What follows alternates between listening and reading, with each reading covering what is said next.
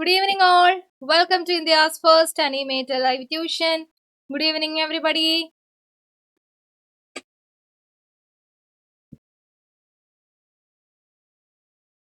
Hello, കേക്കാമോ? Good evening. Yes, ഇപ്പൊ കേക്കാം അല്ലേ? യെസ്. എവിടെ എല്ലാവരും? ക്യാമറ ഒക്കെ ഒന്ന് ഓൺ ചെയ്യൂ.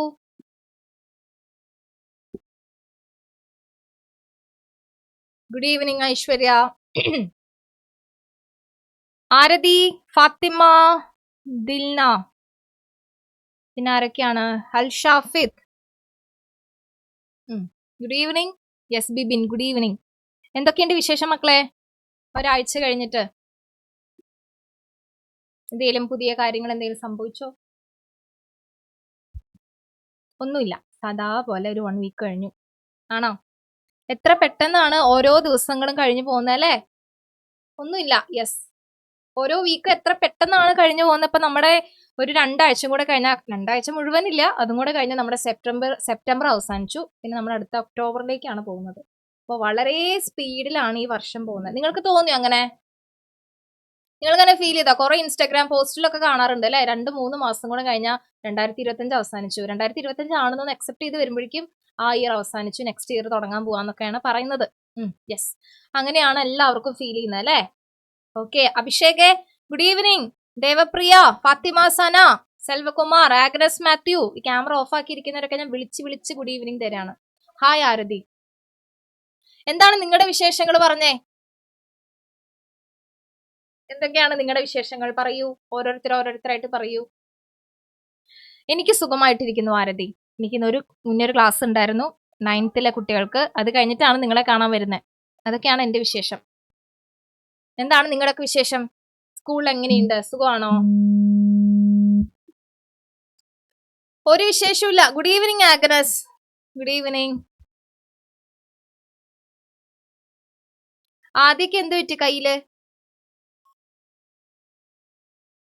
നത്തിങ്, നോർമൽ ഡേ പോലെ തന്നെയാണ് എല്ലാവർക്കും. ആദ്യം അൺമ്യൂട്ട് ചെയ്തോ, ടൈപ്പ് ചെയ്യാൻ ബുദ്ധിമുട്ടാണെങ്കിൽ. യെസ്, പറയൂ. Good evening.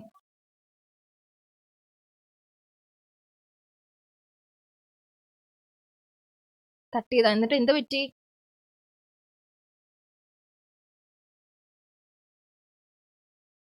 ചെറിയ ക്രാക്ക് ഉണ്ടോ? Okay, yes. വേദനയുണ്ടോ? ചെറുതായിട്ടുണ്ട്. ഓക്കെ, നിങ്ങൾ ബസ്സിലൊക്കെ പോകുമ്പോൾ സൂക്ഷിക്കുക കേട്ടോ. ഇപ്പോഴും ബസ്സിൽ കയറ്റാത്ത അവസ്ഥയൊക്കെ ഉണ്ടോ മക്കളെ? നിങ്ങൾക്ക് ബസ് നിർത്താതെ പോവാ, അങ്ങനെയൊക്കെ ഉണ്ടോ? ടീച്ചർ പഠിക്കുമ്പോൾ അങ്ങനെയൊക്കെ ഉണ്ടായിരുന്നു. ടീച്ചർക്ക് അങ്ങനെ ഒരു ആക്സിഡന്റ് പറ്റിയിട്ടുണ്ടോ ബസ്സിൽ? ഇങ്ങനെ ടീച്ചർ ഡിഗ്രിക്ക് പഠിക്കുന്ന സമയത്തായിരുന്നേ. അപ്പൊ ബസ് നമ്മളെ കയറ്റാതിരിക്കാൻ വേണ്ടി നിർത്തേണ്ട സ്ഥലത്ത് നിങ്ങൾ നീക്കി നിർത്തൂലോ. അപ്പൊ നമ്മൾ ഓടും, ബസ് കിട്ടാൻ വേണ്ടി അതിന് പിന്നാലെ ഓടും. അങ്ങനെ ഓടി പോയതാ. അപ്പൊ എന്റെ ലക്ഷ്യം ഫ്രണ്ട് ഡോർ കൂടെ കയറാനാണല്ലോ നമ്മളൊക്കെ വിചാരിച്ച് ഫ്രണ്ട് ഡോർ ലക്ഷ്യമാക്കി ഓടുമ്പോ ആ കണ്ടക്ടർ എന്ത് ചെയ്തെന്നറിയോ? ബാക്കിലത്തെ ഡോർ അങ്ങ് തുറന്നു. ആ തുറന്ന ഡോർ നേരെ വന്ന് എന്റെ മുഖത്തല്ല, എന്റെ ബോഡിയിൽ വന്ന് ഇടിച്ചു. ഞാൻ തെറിച്ചുപോയി. വലിയ പ്രശ്നങ്ങളൊന്നും ഉണ്ടായില്ല. അത് വലിയൊരു പ്രശ്നം ആവേണ്ടതായിരുന്നു, പക്ഷെ വേറെ ഇഷ്യൂസ് ഒന്നും വന്നില്ല. ചതവും ഇങ്ങനെ വീണതിന്റെ ഒക്കെ ഇങ്ങനെ കുറച്ച് ഇഷ്യൂസ് ഉണ്ടായിരുന്നു, വേറെ കുഴപ്പങ്ങളൊന്നും പറ്റിയില്ല.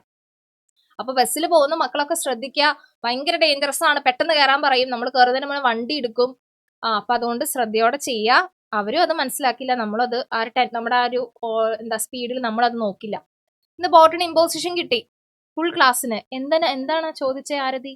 ഇമ്പോസിഷൻ കിട്ടാൻ മാത്രം എന്താണ് ക്വസ്റ്റ്യൻ വന്നേ? ക്യാമറ ഒക്കെ ഓൺ ചെയ്ത മക്കളെ. സച്ചിനെ, സെറ, സന, ബേസിൽ, ഫാത്തിമ,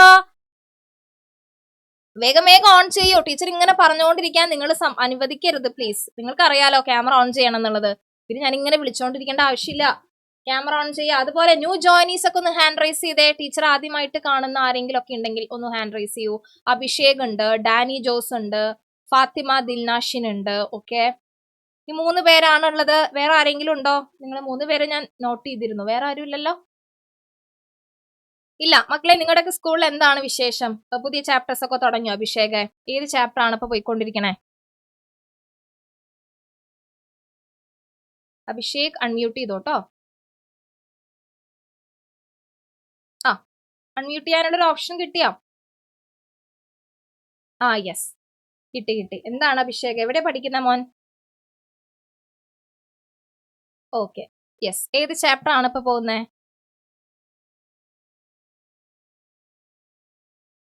ഓക്കെ, തുടങ്ങിയിട്ടില്ല അല്ലെ? ഓക്കെ, നമ്മളിവിടെ ആ ചാപ്റ്റർ തുടങ്ങി. ഇതൊരു 3rd ക്ലാസ് ആണ് കേട്ടോ. അപ്പൊ പ്രീവിയസ് ക്ലാസ്സുകളൊക്കെ വാങ്ങിച്ച് കാണണം. അഭിഷേകിനോട് മാത്രമല്ല, നമ്മുടെ ആരോടൊക്കെയാണ് പുതിയ മക്കൾ ആരൊക്കെയാ നേരത്തെ പറഞ്ഞത്? ഡാനി ജോസ് ഉണ്ട്, അതേപോലെ തന്നെ ഒരാളും കൂടി ഉണ്ടായിരുന്നല്ലോ, എവിടെ പോയി? യെസ്, ഫാത്തിമ ദിലാഷിൻ. നിങ്ങളോടൊക്കെയാണ് നമ്മുടെ ഈ ചാപ്റ്ററിന്റെ cell the unit of life നമ്മൾ ഓൾറെഡി തുടങ്ങി. ഇത് 3ാമത്തെ ക്ലാസ് ആണ് നമ്മുടെ. അപ്പൊ ഇതിന്റെ മുന്നത്തെ 2 ക്ലാസ്സുകൾ ഉണ്ട്, അത് വാങ്ങിച്ച് കാണണം. ഓക്കെ, എന്നാലാണ് കണ്ടിന്യൂഷൻ കിട്ടുള്ളൂ. എന്നിട്ട് ഡൗട്ട് ഉണ്ടെങ്കിൽ ചോദിക്കാം കേട്ടോ. അതുപോലെ ഇതിന്റെ ക്യാപ്സ്യൂളും കോറൊക്കെ നിങ്ങൾക്ക് അയച്ചിട്ടുണ്ട്, അതൊക്കെ ക്ലാസ് ടീച്ചറോട് ചോദിച്ച് വാങ്ങിക്കുക. ഡൗട്ട്സും കാര്യങ്ങളൊക്കെ ചോദിച്ചോളൂ. ഓക്കെ, ഞങ്ങളുടെ ബസ് എല്ലാ ദിവസവും house full, especially on Monday and Friday. Yes Selvakumar, previous ക്ലാസ്സിൽ എടുത്തത് പഠിച്ചില്ല, അതുകൊണ്ടാണ് ഇമ്പോസിഷൻ കിട്ടിയത് അല്ലെ ആരതി? അത് ഒരു നോർമൽ ആയിട്ടുള്ളൊരു കാര്യമല്ലേ? അത് ആരുടെ മിസ്റ്റേക്കാ? പ്രീവിയസ് ക്ലാസ്സിൽ എടുത്തത്. എന്തായാലും നിങ്ങൾ പഠിച്ചിട്ട് വേണം വരാൻ, എന്നാൽ മാത്രമാണ് അതായത് ആ ടീച്ചർക്ക് ആ ബുദ്ധിമുട്ട് അറിയുള്ളൂ. മനസ്സിലായോ? നിങ്ങൾക്കത് ബുദ്ധിമുട്ട് തോന്നില്ല. പക്ഷെ ആ ക്ലാസ്സിൽ എടുക്കുന്നത്, നിങ്ങൾ ഒരു ക്ലാസ് എടുക്കാൻ കയറുമ്പോൾ നിങ്ങൾക്ക് മനസ്സിലാവും. അത് ടീച്ചർ ആവണമെന്നൊന്നും ഇല്ലല്ലോ. ഒരു ക്ലാസ് എടുക്കാൻ നിങ്ങൾക്ക് സെമിനാർ അസൈൻമെന്റോ കിട്ടിയാൽ നിങ്ങൾ പ്രസന്റ് ചെയ്യാൻ കയറുമ്പോൾ നിങ്ങൾക്ക് ആ ബുദ്ധിമുട്ട് മനസ്സിലാവും. മുന്നത്തെ ക്ലാസ്സിൽ പഠിച്ചത് എന്താണ്, നമ്മൾ പറഞ്ഞത് എന്താണെന്ന് ഒരു ബോധം ഇല്ലാതെ വന്നിരിക്കുമ്പോൾ നമ്മൾ എങ്ങനെയാ അതിന്റെ ബാക്കി എടുക്കുക? ആ ടോപ്പിക്കിന്റെ ബാക്കി എങ്ങനെ എടുക്കും? വീണ്ടും അത് വീണ്ടും പറയേണ്ടി വരും അല്ലെ? അപ്പൊ അതുകൊണ്ടായിരിക്കാം ഇമ്പോസിഷൻ ഒക്കെ തന്നത്. അപ്പൊ അതുകൊണ്ട് ഓരോ ക്ലാസ്സിൽ എടുക്കുന്നത് അറ്റ്ലീസ്റ്റ് അതിന്റെ തലേ ദിവസമെങ്കിലും നിങ്ങൾ വായിച്ചു നോക്കുക. അന്ന് തന്നെ പഠിച്ച് അവസാനിപ്പിക്കണം എന്നൊക്കെ ഞാൻ പറയുമെങ്കിലും നിങ്ങൾ പലരും അത് ചെയ്യാറില്ല എന്നൊക്കെ എനിക്കറിയാം. ചെയ്യാറുണ്ടോ നിങ്ങൾ? അന്നന്ന് എടുത്തത് അന്ന് തന്നെ പഠിക്കാറുണ്ടോ ആരെങ്കിലും? ആരുമില്ല. എന്തൊരു ഒത്തൊരുമ ആ ഒരു കാര്യം പറയാൻ. ആരും പഠിക്കാറില്ല. അപ്പൊ അതുകൊണ്ട് അന്നന്ന് പഠിച്ചില്ലെങ്കിലും അറ്റ്ലീസ്റ്റ് ആ ക്ലാസ്സിന്റെ തലേ ദിവസമെങ്കിലും ഒന്ന് വായിക്കുക. എന്താ എടുത്തതെന്നൊരു ബോധം വേണ്ടേ അതിന് വേണ്ടിയിട്ട്. Okay, good evening Albin. Okay, so എല്ലാവരും എത്തി. ക്യാമറ ഒക്കെ ഓൺ ആക്കി വെക്കുക. നിജിലിന്റെ ക്യാമറ ഭയങ്കര പ്രശ്നമാണല്ലോ. ക്ലാസ് തുടങ്ങി 3 മാസമായി, ഞാൻ നിജിലിന് ഇതുവരെ കണ്ടിട്ടില്ല. നിജിൽ മുഹമ്മദ്. ഓക്കെ, സോ നമ്മുടെ ചാപ്റ്റർ ഏതാണ്? Cell the unit of life ആണ്. അതേ ക്വസ്റ്റ്യൻ ഞാനും ചോദിക്കുകയാണ്. കഴിഞ്ഞ ക്ലാസ്സിൽ എടുത്തതൊക്കെ പഠിച്ചോ? അറ്റ്ലീസ്റ്റ് നോക്കിയോ? എന്താണ് നമ്മൾ കഴിഞ്ഞ ക്ലാസ്സിൽ വായിച്ചത്, പഠിച്ചത് എന്നൊക്കെ എന്തെങ്കിലും ഒരു അറിവുണ്ടോ മക്കളെ? ഓർമ്മയുണ്ടോ നമ്മൾ ഡിസ്കസ് ചെയ്തത്? പറയൂ, നിങ്ങളോടാണ് ചോദിക്കണേ. എല്ലാവരോടും കൂടിയിട്ടാണ് ചോദിക്കണേ, ഒരാളോടല്ല. ഒരാളോടാണെങ്കിലല്ല മറ്റുള്ളവര് അവൻ പറയട്ടെ എന്ന് വിചാരിച്ചിരിക്കുള്ളൂ.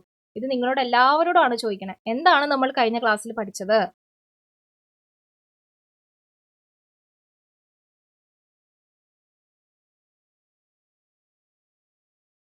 എന്താണ് പഠിച്ചേ മക്കളെ?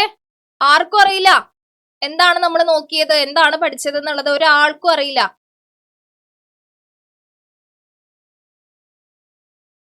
യെസ്, ആരതി ഹാൻഡ് റൈസ് ചെയ്തിട്ടുണ്ട്. പറയൂ, എന്താണ് നമ്മൾ ഡിസ്കസ് ചെയ്തത്?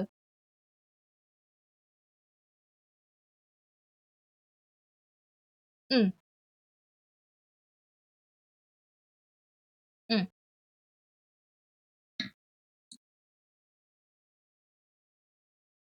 ഉം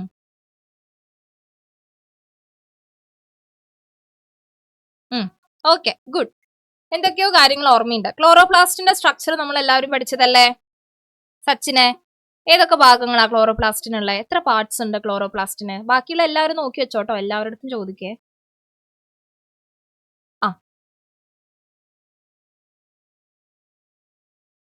പറയോ സച്ചിൻ, ക്ലോറോപ്ലാസ്റ്റിന് ഏതൊക്കെ ഭാഗങ്ങളുണ്ട്? ആണോ? 5 ഭാഗങ്ങളാണോ? ശരി. ഇനി ഇനി ഇനി കൂടുവോ? 6 ഭാഗം. ഏതൊക്കെയാണ് 6 പാർട്സ്? ആ ആ ഉം ഉം ഉം വെരി ഗുഡ്. 6 പാർട്സ്.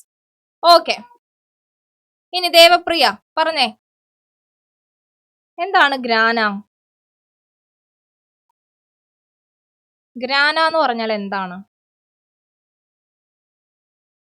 ന്യൂ ജോയിനീസ് വിഷമിക്കണ്ട കേട്ടോ, ഇതൊക്കെ നമ്മൾ കഴിഞ്ഞ ക്ലാസ്സിൽ എടുത്ത കാര്യങ്ങളെ ചോദിക്കണം കേട്ടോ, പുതിയതായിട്ടൊന്നും പറഞ്ഞിട്ടില്ല. അൺമ്യൂട്ട് ചെയ്ത് പറയൂ മോളെ ദേവപ്രിയ.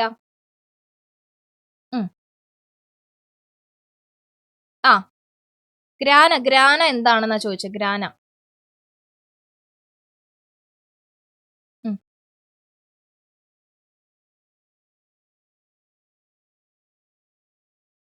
ഗ്രാന എവിടെ കാണുന്നതാ?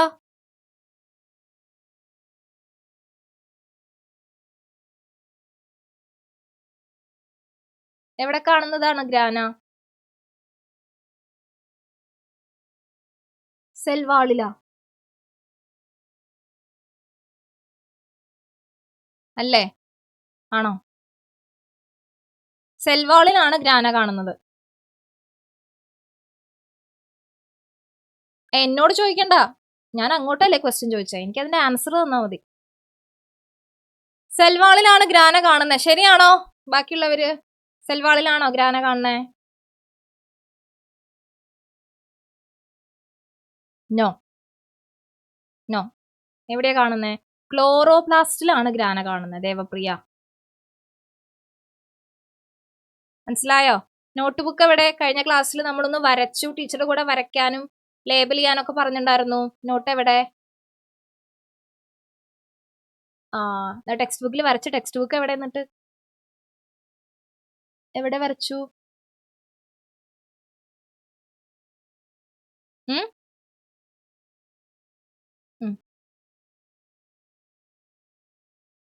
ഒരു നോട്ട് ബുക്ക് എടുത്ത് വരയ്ക്കാൻ ഇത്ര ബുദ്ധിമുട്ടുണ്ടോ? ആ, പിന്നെ വരയ്ക്കാനും എഴുതാനും ഒക്കെ പറയുന്നത് നോട്ടിനകത്ത് ചെയ്യണം കേട്ടോ ദേവപ്രിയ. ആ, ടെക്സ്റ്റിനകത്ത് നമ്മുടെ NCERT ടെക്സ്റ്റിൽ ഓൾറെഡി ഉണ്ട്, നിറച്ച് വെച്ചിട്ടുണ്ട്. ഒരു സ്ഥലം പോലും വിടാതെ തിക്കി നിറച്ച് വെച്ചിട്ടുണ്ട് ടെക്സ്റ്റില്, അല്ലേ? ആ, അപ്പൊ അതിന്റെ ഇടയിൽ കൂടെ ഇനി നിങ്ങളും കൂടെ അത് എഴുതി നിറയ്ക്കണ്ട. നിങ്ങൾക്ക് ഇത് തുറന്നു നോക്കുമ്പോൾ വായിക്കാൻ തോന്നണ്ടേ? അപ്പൊ അതുകൊണ്ട് നോട്ടിനകത്തൊക്കെ എഴുതാം. ഇനി പിന്നീട് നമ്മൾ കണ്ടത് നമ്മുടെ പ്ലാസ്മ മെംബ്രെയിന്റെ സ്ട്രക്ചർ ആയിരുന്നു, അല്ലേ? പ്ലാസ്മ മെംബ്രെയിൻ ആരാണ്? യെസ്, ഐശ്വര്യ. പ്ലാസ്മ മെംബ്രെയിന്റെ സ്ട്രക്ചർ ആരാ പ്രപ്പോസ് ചെയ്ത? ആ ഒരു സ്ട്രക്ചർ ഹാദിയ, പ്ലാസ്മ മെംബ്രെയിന്റെ സ്ട്രക്ചർ പ്രപ്പോസ് ചെയ്തത് ആരാണ്? എല്ലാവരും പഠിച്ചോളൂ കേട്ടോ, എല്ലാവരോടും ക്വസ്റ്റ്യൻ ചോദിക്കാനുണ്ട്.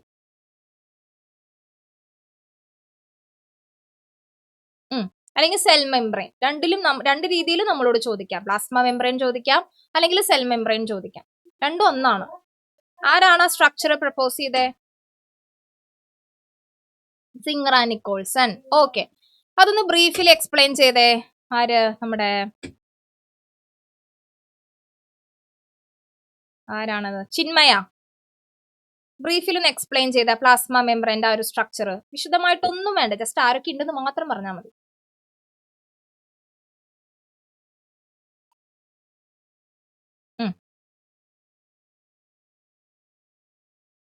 പ്ലാസ്മ മെംബ്രെയിന്റെ സ്ട്രക്ചർ.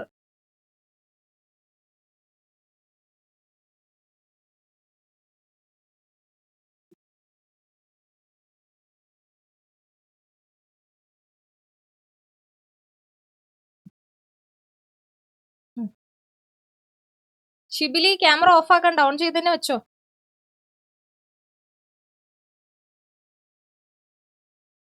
പറയൂ ചിന്മയ.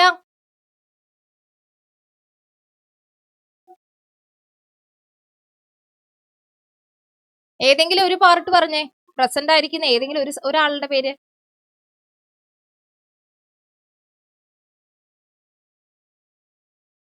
പഠിച്ചോ? ലാസ്റ്റ് ക്ലാസ്സിൽ എടുത്തത്.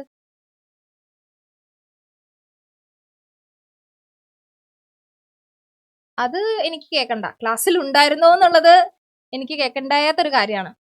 നിങ്ങൾ ക്ലാസ്സിൽ ഉണ്ടായിരുന്നില്ലെങ്കിലും നിങ്ങൾക്ക് റെക്കോർഡ് ക്ലാസ് വെച്ച് കണ്ടൂടെ? അല്ലേ? അങ്ങനെയല്ലേ ഞാൻ എല്ലാ ക്ലാസ്സിലും പറയാറ്. നിങ്ങൾ ഒരു ക്ലാസ്സിൽ ലീവ് ആണെങ്കിൽ, അല്ലെങ്കിൽ ഏതെങ്കിലും ഒരു ഭാഗം എടുത്തപ്പോൾ കട്ടായി പോയി, നെറ്റ് ഇല്ലാതൊക്കെ ആയെങ്കിൽ നിങ്ങൾ എന്ത് ചെയ്യണം? ക്ലാസ്സിന്റെ ലിങ്ക് വാങ്ങിച്ച് കാണണം. അതാണ് നമ്മുടെ റൂള്. അപ്പൊ പിന്നെ ക്ലാസ്സിൽ ആബ്സെന്റ് ആയതൊരു വിഷയമേ അല്ല. പഠിച്ചിരുന്നോ ചിന്മയ? പഠിച്ചതായിരുന്നു. അപ്പൊ ഏതെങ്കിലും ഒരു പാർട്ട് പറയൂ അറ്റ്ലീസ്റ്റ്. ഫുൾ മറന്നുപോയോ ഏതെങ്കിലും ഒരാള്? പ്ലാസ്മ മെംബ്രെയിൻ എന്ന് പറഞ്ഞ സ്ട്രക്ചർ ഞാനിവിടെ വരച്ച് ക്ലാസ് എടുത്തതാണ്. അപ്പൊ അതിൽ ഇന്ന ആൾക്കാരുണ്ട്. ആരൊക്കെയാണ് അതിനകത്തുള്ളേ? ആ, ആരാ?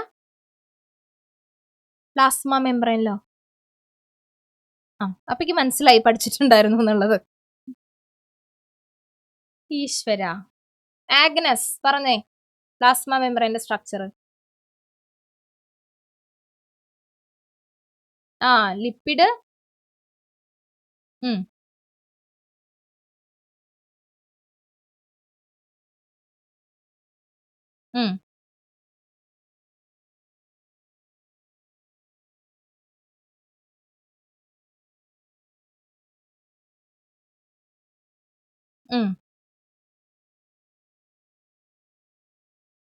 ഓക്കെ, അപ്പൊ എന്തെങ്കിലുമൊക്കെ അറിയാം മക്കളെ. ഇനിയുള്ള എല്ലാ ക്ലാസ്സിലും നമ്മൾ ക്വസ്റ്റ്യൻ ചോദിച്ചിട്ട് ക്ലാസ് തുടങ്ങുള്ളൂ കേട്ടോ. ഓക്കെ, ഇന്ന് വിചാരിച്ച ക്ലാസ് നിങ്ങൾ ലേറ്റ് ആയിട്ട് കയറാം, ക്വസ്റ്റ്യൻ ചോദിക്കൽ കഴിഞ്ഞിട്ട് കയറാന്ന് വിചാരിക്കേണ്ട. നമ്മൾ എന്റെ മിഡിലോ അവസാനമൊക്കെ ആയിട്ടായിരിക്കും ക്വസ്റ്റ്യൻ ചോദിക്കുക. കാരണം നമുക്ക് എത്ര ചാപ്റ്റർ പഠിക്കാനുണ്ട് നമ്മുടെ ക്രിസ്മസ് എക്സാമിന്? എന്തെങ്കിലും ഐഡിയ ഉണ്ടോ? ബോട്ടണി മാത്രം, ബയോളജി വേണ്ട, ബോട്ടണി മാത്രം എത്ര ചാപ്റ്റർ ഉണ്ട് അറിയോ? എത്ര പോർഷൻസ് ഉണ്ടെന്നുള്ളത്? അതായത് ഈ സെല്ലിന്റെ ഈ ചാപ്റ്റർ ഉണ്ടല്ലോ, ഇത് കഴിഞ്ഞിട്ട് നമുക്ക് സെല്ലിന്റെ ഒരു ചാപ്റ്ററും കൂടി ഉണ്ട്, അത് മുഴുവനും ഉണ്ട്. അപ്പൊ എത്ര ചാപ്റ്ററാ?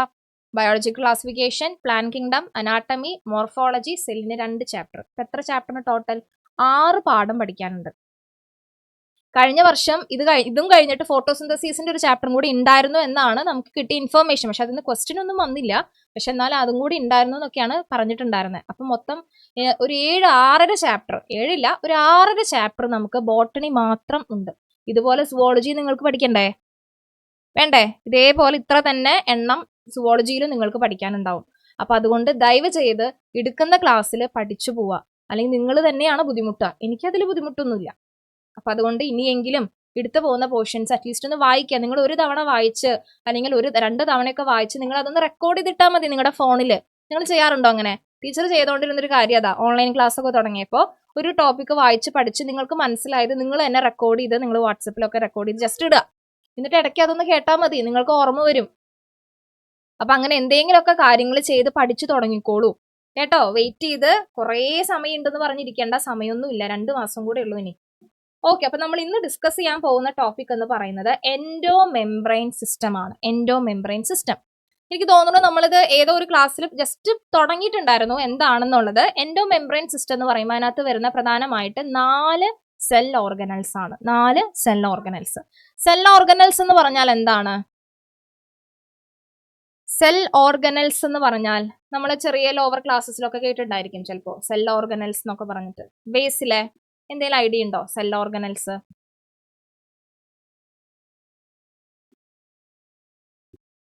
ഒന്നുമില്ല. സെൽ ഓർഗനൽസ് എന്ന് പറഞ്ഞാൽ നമ്മുടെ സെല്ലിനകത്തുള്ള മെമ്പേഴ്സിനെയാണ് സെൽ ഓർഗനൽസ് എന്ന് വിളിക്കുന്നത്. അതായത് ഇപ്പൊ നിങ്ങളുടെ വീട്ടിൽ അച്ഛൻ, അമ്മ, അനിയത്തി, ചേട്ടൻ, ചേച്ചി അവരൊക്കെ ഇല്ല, അതൊക്കെ നിങ്ങളുടെ വീട്ടിലെ മെമ്പേഴ്സ് അല്ലേ, ഹൗസ് മേറ്റ് അല്ലേ, മേറ്റ്സ് അല്ലേ. അതുപോലെ ഒരു സെല്ലിനകത്ത് കുറെ അംഗങ്ങളുണ്ട്, അവരെയാണ് സെൽ ഓർഗനൽസ് എന്ന് വിളിക്കുന്നത്. ഓക്കെ, അപ്പൊ ഇവിടെ നമ്മൾ 4 സെൽ ഓർഗനൽസ് ആണ് ഫസ്റ്റ് നോക്കുന്നത്. ഏതൊക്കെയാണ്? Endoplasmic reticulum. എനിക്കറിയാം നിങ്ങൾ ഇതൊക്കെ കേട്ടിട്ടുണ്ടാവും മുന്നേ, അല്ലെ ദീപു? ആദ്യമായിട്ടൊന്നും അല്ലല്ലോ എൻഡോപ്ലാസ്മിക് റെറ്റിക്കുലം കേൾക്കണം, മുന്നേ കേട്ടിട്ടുണ്ട്. Golgi complex, lysosomes, vacuole. ഈ 4 പേരെയാണ്, ഇനിയും ഉണ്ട് കേട്ടോ, ഇനിയും സെൽ ഓർഗനൽസ് ഉണ്ട്, പക്ഷെ ഇപ്പൊ നമ്മൾ ഈ 4 പേരെയാണ് നോക്കുന്നത്. ഈ 4 പേരേനെയുമാണ് നമ്മൾ എൻഡോ മെംബ്രെയിൻ സിസ്റ്റത്തിൽ ഉൾപ്പെടുത്തുന്നത്. കാരണം എന്താന്ന്, വേറെ ഒരു സെൽ ഓർഗനലിനെ നമ്മൾ ഈ കാറ്റഗറിയിൽ പെടുത്തുന്നില്ല, ബാക്കിയൊക്കെ സെപ്പറേറ്റ് പഠിക്കണം. പക്ഷെ ഈ 4 പേരേനെ നമ്മൾ എന്ത് പറയുന്നു? ഇവർ 4 പേരും ഒരു സിസ്റ്റമാണ്, ഒരു എൻഡോ മെംബ്രെയിൻ സിസ്റ്റമാണ്, അല്ലെങ്കിൽ ആ സിസ്റ്റത്തിൽ പെടുന്നതാണ് ഈ 4 പേരെന്ന് പറയുന്നു. കാരണം എന്താന്ന് വെച്ചാൽ ഈ 4 സെൽ ഓർഗനൽസിന്റെ ഫങ്ഷൻസും കോർഡിനേറ്റഡ് ആണ്. ഞാനിവിടെ എഴുതി വെച്ചിട്ടുണ്ട്. ഈ 4 സെൽ ഓർഗനൽസിന്റെ ഫങ്ഷൻസും എന്താണ്? കോർഡിനേറ്റഡ് എന്ന് പറഞ്ഞാൽ ഒരാൾ ചെയ്യുന്നതിന്റെ ബാക്കി അടുത്ത ആൾ ചെയ്യുന്നു, അതിന്റെ ബാക്കി അടുത്ത ആൾ. ഇപ്പോൾ എൻഡോപ്ലാസ്മിക് റെറ്റിക്കുലം ചെയ്യുന്ന ഫംഗ്ഷന്റെ ബാക്കിയാണ് ഗോൾഗി ചെയ്യുന്നത്, അതിന്റെ ബാക്കി ലൈസോസോം, അതിന്റെ ബാക്കി വാക്യൂള്, അങ്ങനെ ഈ 4 പേരും പരസ്പരം കണക്റ്റഡ് ആണ്.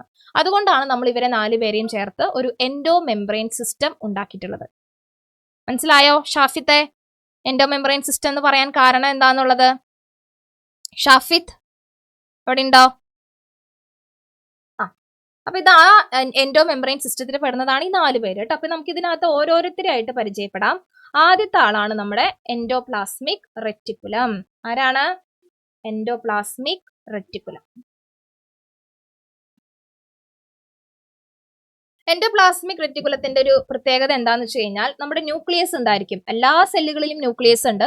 അപ്പൊ ഈ ന്യൂക്ലിയസിനോട് വളരെ ചേർന്നിരിക്കുന്ന ഒരു ഭാഗമാണ് നമ്മുടെ എൻഡോപ്ലാസ്മിക് റെറ്റിക്കുലം എന്ന് പറയുന്നത്. ഈ എൻഡോപ്ലാസ്മിക് റെറ്റിക്കുലത്തിന് ഒരു പ്രത്യേകതയുണ്ട്. അതിന് 2 ആയിട്ട് നമുക്ക് ഡിവൈഡ് ചെയ്യാം. 2 തരത്തില് എൻഡോപ്ലാസ്മിക് റെറ്റിക്കുലം പ്രസന്റ് ആണ്. ആദ്യത്തെ ടൈപ്പ് എന്ന് പറയുന്നത് റഫ് എൻഡോപ്ലാസ്മിക് റെറ്റിക്കുലമാണ്. റഫ്നെസ് എന്നൊക്കെ നമ്മൾ പറയില്ലേ, അത് തന്നെ, റഫ് എൻഡോപ്ലാസ്മിക് റെറ്റിക്കുലം. രണ്ടാമത്തെ ടൈപ്പാണ് സ്മൂത്ത് എൻഡോപ്ലാസ്മിക് റെറ്റിക്കുലം. അപ്പൊ ഇത് റഫ് ആവാനും സ്മൂത്ത് ആവാനും കാരണങ്ങളുണ്ട്. അതുകൊണ്ടാണ് അത് റഫും സ്മൂത്ത് ഒക്കെ ആയത്. ഓക്കെ, ഇത് റഫ് ആവാനുള്ള റീസൺ എന്ന് പറഞ്ഞു കഴിഞ്ഞാൽ നമ്മുടെ ഈ എൻഡോപ്ലാസ്മിക് റെറ്റിക്കുലത്തിന്റെ മുകളിലൊക്കെ നിറയെ റൈബോസോമുകൾ പ്രസന്റ് ആയിരിക്കും. റൈബോസോം എന്ന് പറഞ്ഞാൽ എന്താ മക്കളെ? റൈബോസോം നമ്മൾ കഴിഞ്ഞ ക്ലാസ്സിൽ പറഞ്ഞിട്ടുണ്ടായിരുന്നു റൈബോസോമിനെ പറ്റിയിട്ട്. റൈബോസോമിന്റെ ഫംഗ്ഷൻ എന്താ? ആർക്കെങ്കിലും ഓർമ്മയുണ്ടോ റൈബോസോമിന്റെ ഫംഗ്ഷൻ? റൈബോസോം എന്ന് പറയുന്നതും ഒരു സെൽ ഓർഗനൽ ആണ് കേട്ടോ. സെല്ലിനകത്ത് കാണുന്ന ഒരു ഓർഗനലാണ് റൈബോസോം എന്ന് പറയുന്നത്. പക്ഷെ അത് ഈ എൻഡോപ്ലാസ്മിക് റെറ്റിക്കുലത്തിനകത്ത് നമ്മുടെ എൻഡോമെംബ്രെയിൻ സിസ്റ്റത്തിനകത്ത് ഉൾപ്പെട്ടിട്ടില്ല. അത് വേറൊരു സെൽ ഓർഗനൽ ആണ്. റൈബോസോമിന്റെ ഫംഗ്ഷൻ ഓർക്കുന്നുണ്ടോ ആരെങ്കിലും? Anu, Vismaya, Adithya, anybody? Protein synthesise. Very good Adithya. എന്താണ് റൈബോസോമിന്റെ ഫംഗ്ഷൻ? പ്രോട്ടീനെ ഉണ്ടാക്കുക എന്നുള്ളതാണ് റൈബോസോമിന്റെ ഫംഗ്ഷൻ. അപ്പൊ ആ റൈബോസോം ഇവിടെ നമ്മുടെ ഈ പറയുന്ന എൻഡോപ്ലാസ്മിക് റെറ്റിക്കുലത്തിന്റെ ഒരു സൈഡിൽ ഇങ്ങനെ പറ്റിപ്പിടിച്ചിരിക്കും.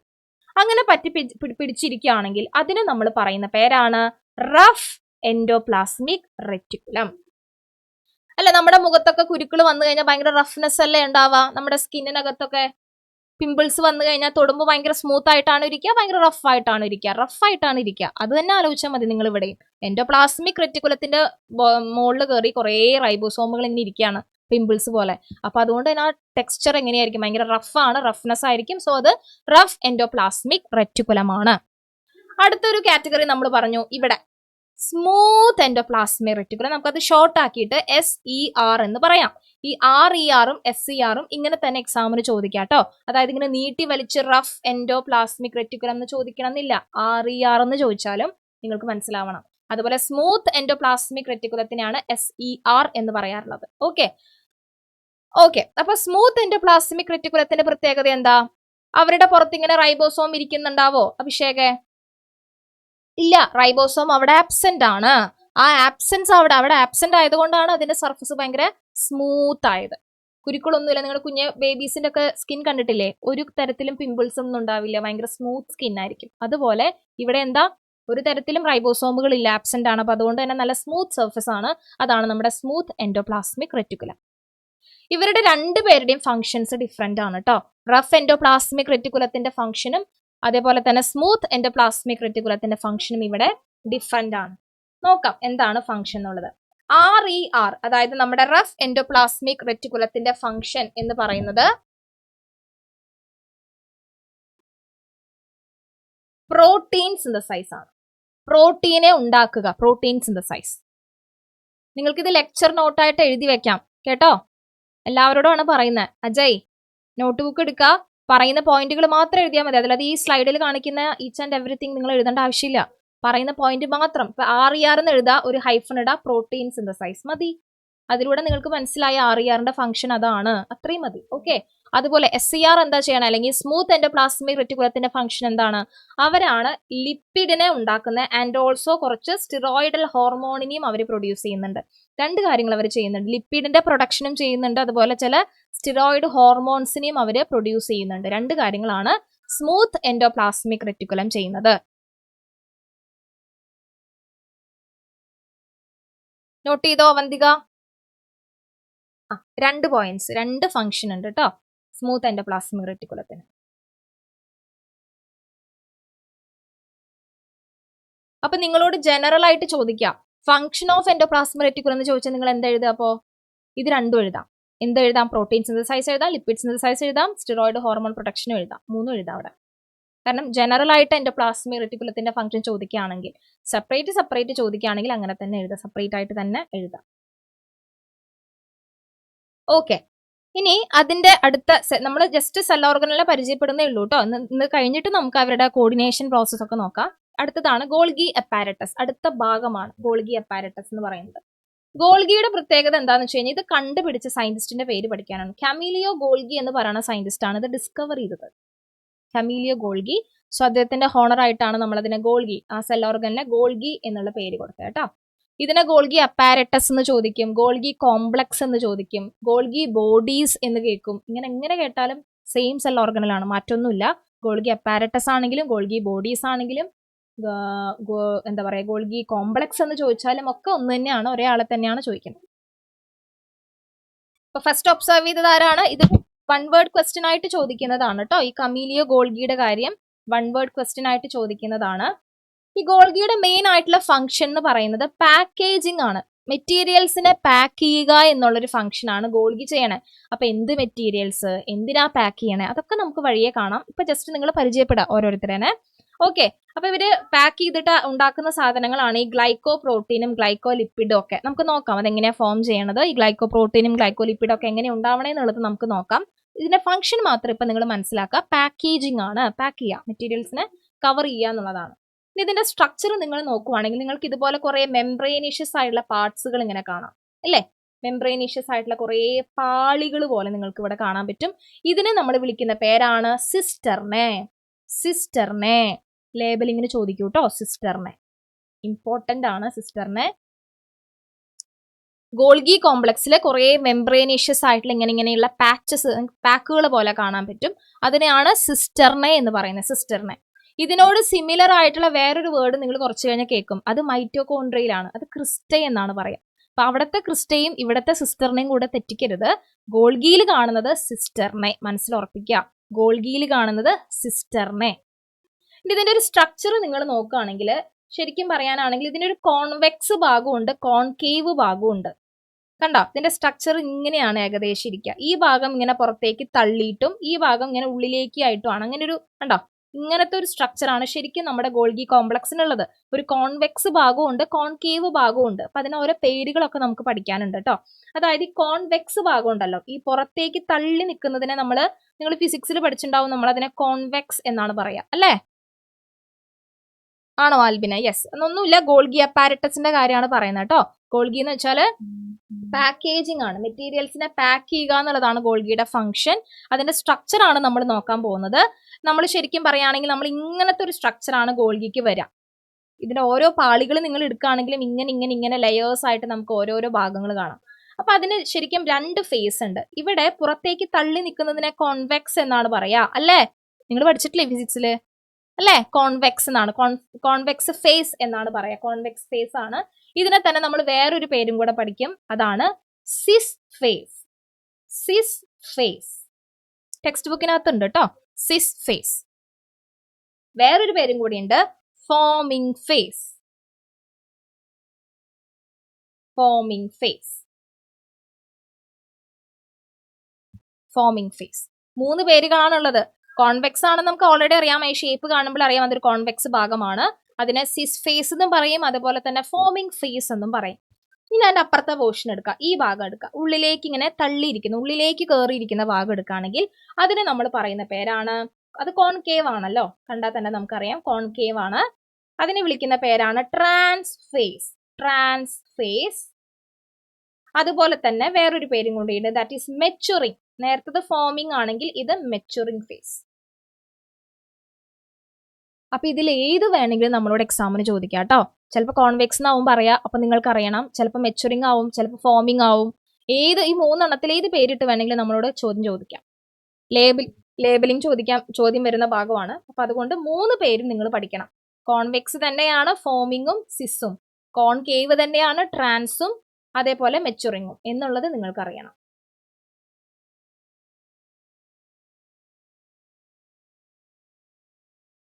ഓക്കെ, കിട്ടിയോ? ഇത് ക്ലിയർ ആണോ? പറഞ്ഞത് മനസ്സിലായോ? ഈ പറഞ്ഞ അത്രയും കാര്യങ്ങൾ ക്ലിയർ ആണോ എല്ലാവർക്കും? അല്ലെങ്കിൽ പറയണം, റിപ്പീറ്റ് ചെയ്ത് തരാം കേട്ടോ. ഡൗട്ട് വെച്ചിരിക്കരുത്. ഏതെങ്കിലും ഒരു പോർഷൻ നിങ്ങൾക്ക് ഡൗട്ട് ആണെങ്കിൽ അപ്പൊ തന്നെ പറയാം. അപ്പൊ സിസ്റ്റർനയുടെ കാര്യം മറക്കണ്ട. ഗോൾഗിയിൽ കാണുന്നതാണ് സിസ്റ്റർനെ. കണ്ടോ, കോൺവെക്സ് ഉണ്ട്, അതിനെയാണ് ഫോമിംഗ് ഫേസ്, അതിനെ തന്നെയാണ് സിസ് എന്നും പറയാ. കോൺകേവ് ഭാഗമുണ്ട്, അതിനെയാണ് ട്രാൻസ് ഫേസ് എന്ന് പറയാ. അതിനെ തന്നെയാണ് മെച്ചുറിങ് ഫേസ് എന്നും പറയുന്നത്. ഓക്കെ, ഇനി ഇതെങ്ങനെയാണ് വർക്ക് ആവുന്നത് എന്നുള്ളത് നമുക്കിത് കഴിഞ്ഞിട്ട് നോക്കാം. ഇനി അടുത്ത സെൽ ഓർഗനൽ പാർട്സ് ഒന്നും കൂടി പറയാം വൈക. അതാണ് പാർട്സ് ഒന്നും കൂടി പറഞ്ഞത്. മെയിൻ ആയിട്ട് ഇത് ഇത്രയും ഭാഗങ്ങളാണുള്ളത്. കോൺവെക്സ്, ഇത് കോൺവെക്സ്, ഇത് കോൺകേവ്.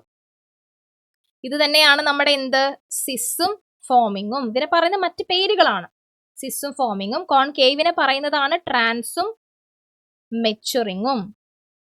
ഇനി ഗോൾഗി നമ്മൾ നോക്കിക്കഴിഞ്ഞാൽ കുറേ ഇങ്ങനെ പാളികൾ പോലെ നമുക്ക് കാണാം. അതിനെയാണ് നമ്മൾ സിസ്റ്റർനെ എന്ന് വിളിക്കുന്നത്. ആ ഭാഗത്തെയാണ് നമ്മൾ സിസ്റ്റർനെ എന്ന് വിളിക്കുന്നത്. ഇത്രയേ ഉള്ളൂ കേട്ടോ വൈക. നമ്മുടെ പാർട്സ് എന്ന് പറയുമ്പോൾ ഇത്രയും ഭാഗങ്ങളാണ് വരുന്നത്.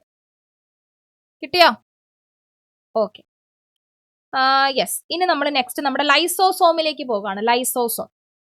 ലൈസോസോം എന്ന് പറഞ്ഞു കഴിഞ്ഞാൽ മെംബ്രെയിൻ ബൗണ്ട് ആയിട്ടുള്ള വെസിക്കുലാർ സ്ട്രക്ചർ, ലൈക്ക് ഇങ്ങനെയാണ് ഇരിക്കുക. നമ്മളിങ്ങനെ ചാക്കുകളില്ലേ, ചാക്ക് സാക്ക്, അതുപോലെയാണ് നമ്മുടെ ലൈസോസോമുകൾ ഇരിക്കുക.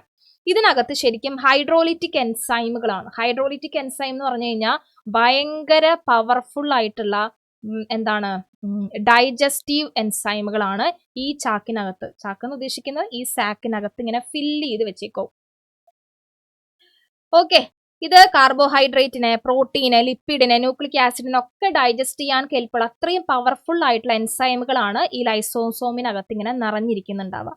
എന്തിനായിരിക്കും ലൈസോസോമുകൾ ഉണ്ടാവുക? നിങ്ങൾക്ക് എന്തെങ്കിലും ഐഡിയ ഉണ്ടോ?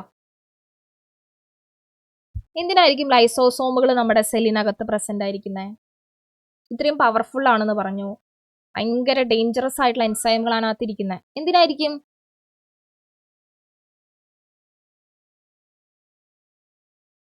ഒന്ന് ഗസ് ചെയ്തേ. ഇപ്പൊ നമ്മുടെ രാജ്യത്ത് മിലിറ്ററി സർവീസ് ഒക്കെ ഉണ്ട് അല്ലേ? മിലിറ്ററിക്കാരുണ്ട്, പോലീസുകാരുണ്ട്. അവരൊക്കെ എന്തിനു വേണ്ടിയിട്ട്? അവരൊക്കെ ഭയങ്കര ഡേഞ്ചറസ് അല്ലേ?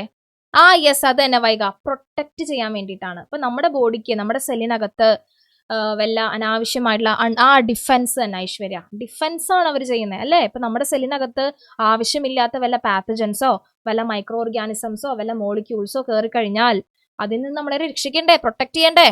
അതെങ്ങനെ അവർ പ്രൊട്ടക്ട് ചെയ്യുക? ഈ പറയുന്ന എൻസൈമുകളെ അവർ റിലീസ് ചെയ്യും. അത് ടച്ച് ചെയ്ത് കഴിഞ്ഞാൽ തന്നെ അത് കരിഞ്ഞു പോയിക്കോളും, അത്രയും ഡേഞ്ചറസ് ആണ്.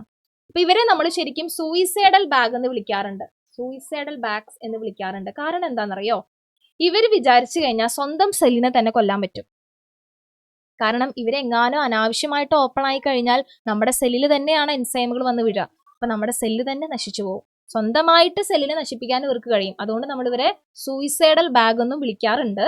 ഓക്കെ, സോ ഇവർ അത്രയും പവർഫുൾ ആയിട്ടുള്ള ഡൈജസ്റ്റീവ് എൻസൈമുകളാണ് ലൈസോസോം എന്ന് വെച്ചാൽ. അതിനെ കവർ ചെയ്തിട്ടുണ്ടാവും, ബിക്കോസ് അവർ ഭയങ്കര ഡേഞ്ചറസ് ആണ്. ആവശ്യമുള്ളപ്പോൾ മാത്രമാണ് അവർ തുറന്ന് പുറത്ത് വരുള്ളൂ. എപ്പോഴാണ് പുറത്ത് വരുന്നത്? അൺവാണ്ടഡ് ആയിട്ടുള്ള ഫോറിൻ പാർട്ടിക്കിൾസ് എങ്ങാനും നമ്മുടെ സെല്ലിൽ കയറി കഴിഞ്ഞാൽ അവരെ നശിപ്പിക്കാനാണ് ഇവർ പുറത്ത് വരാറുള്ളൂ. അല്ലെങ്കിൽ അവരിങ്ങനെ കവർ ചെയ്തിട്ടാണ് ഉണ്ടാവുക. ഓക്കെ, അതാണ് ലൈസോസോമിന്റെ ഫംഗ്ഷൻ. കിട്ടിയോ അജയ്? ലൈസോസോമിന്റെ ഫംഗ്ഷൻ എന്താന്ന് കിട്ടിയോ? ഓക്കെ, അപ്പൊ ഇവരൊക്കെ വേണം, നമ്മുടെ സെല്ലിനകത്ത് വേണ്ട ആൾക്കാരാണ്. ആൻഡ് ലാസ്റ്റ് വൺ ആണ് വാക്യൂൾ.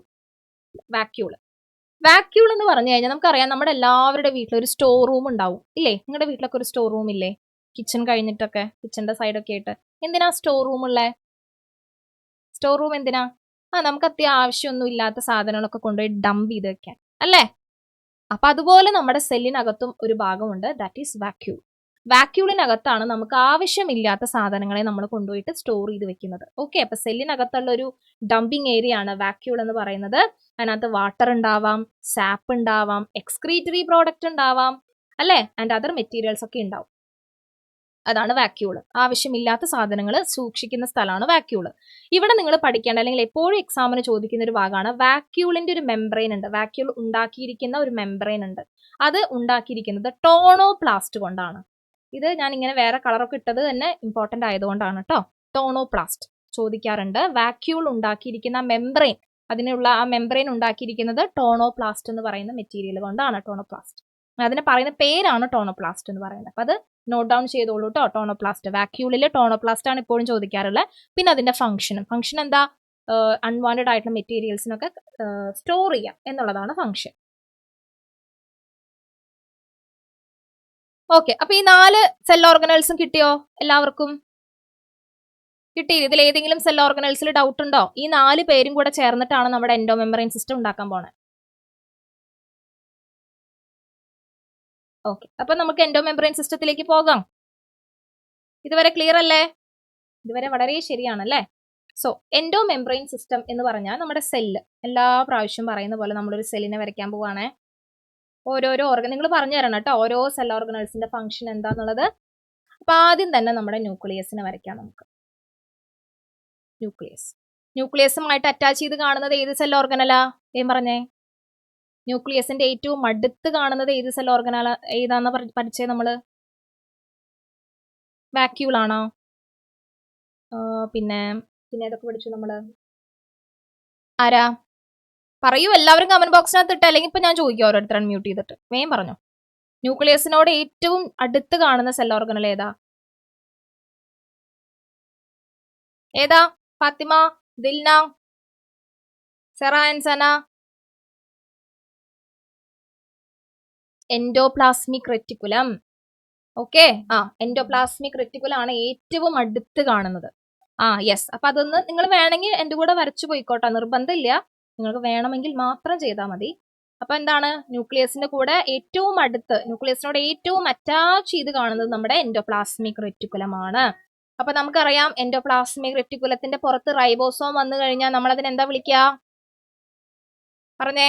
എൻഡോപ്ലാസ്മിക് റെറ്റിക്കുലത്തിന്റെ പുറത്ത് റൈബോസോം വന്നു കഴിഞ്ഞാൽ നമ്മൾ അതിനെ എന്താ പറയാ ഫാത്തിമ, സന?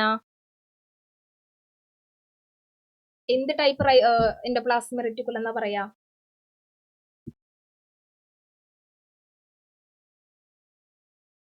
അൺമ്യൂട്ട് ചെയ്തേ. ബാക്കിയുള്ളവര് കമന്റ് ബോക്സിനകത്ത് ഇട്ടോട്ടോ. പറഞ്ഞോളൂ. ഫാത്തിമ അൺമ്യൂട്ട് ചെയ്യൂ.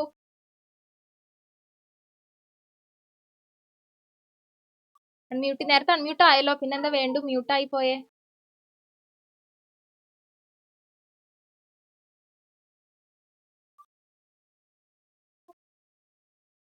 യെസ്, പറഞ്ഞോളൂ. എൻഡോപ്ലാസ്മിക് റെറ്റിക്കുലത്തിന്റെ സർഫസിൽ റൈബോസോമുകൾ വന്നിരിക്കുകയാണെങ്കിൽ, റൈബോസോം പ്രസന്റ് ആണെങ്കിൽ നമ്മൾ അതിനെ എന്ത് എൻഡോപ്ലാസ്മിക് റെറ്റിക്കുലം എന്നാ വിളിക്കുക?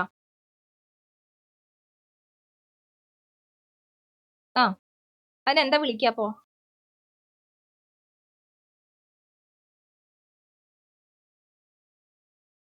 അത് തന്നെ, റഫ് എൻഡോപ്ലാസ്മിക് റെറ്റിക്കുലം. ഇനി റൈബോസോം ആബ്സെന്റ് ആണെങ്കിലോ ഡാനി? എന്താ വിളിക്കുക? റൈബോസോം ഒന്നും അവിടെ ഇല്ല, അങ്ങനെയാണെങ്കിലോ?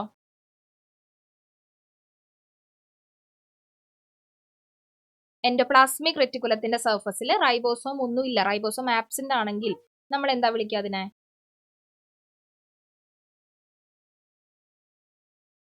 ഹലോ ഡാനി, കേക്കാമോ? കേക്കാം. ചോദ്യം എന്താന്ന് മനസ്സിലായോ? ചോദിച്ചത് എന്താന്ന് മനസ്സിലായോ? അപ്പൊ നേരത്തെ ഫാത്തിമ പറഞ്ഞു റൈബോസോം പ്രസന്റ് ആണെങ്കിൽ നമ്മൾ അതിനെ റഫ് എൻഡോപ്ലാസ്മിക് റെറ്റിക്കുലം എന്നാണ് വിളിക്കുക, അല്ലേ? അത് ആബ്സെന്റ് ആണെങ്കിലോ, റൈബോസോം ഇല്ലെങ്കിലോ?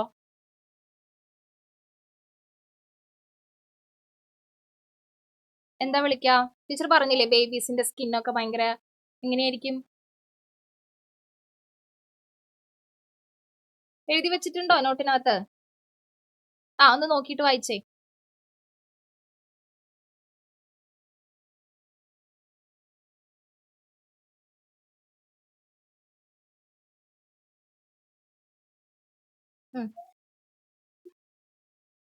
കണ്ടോ?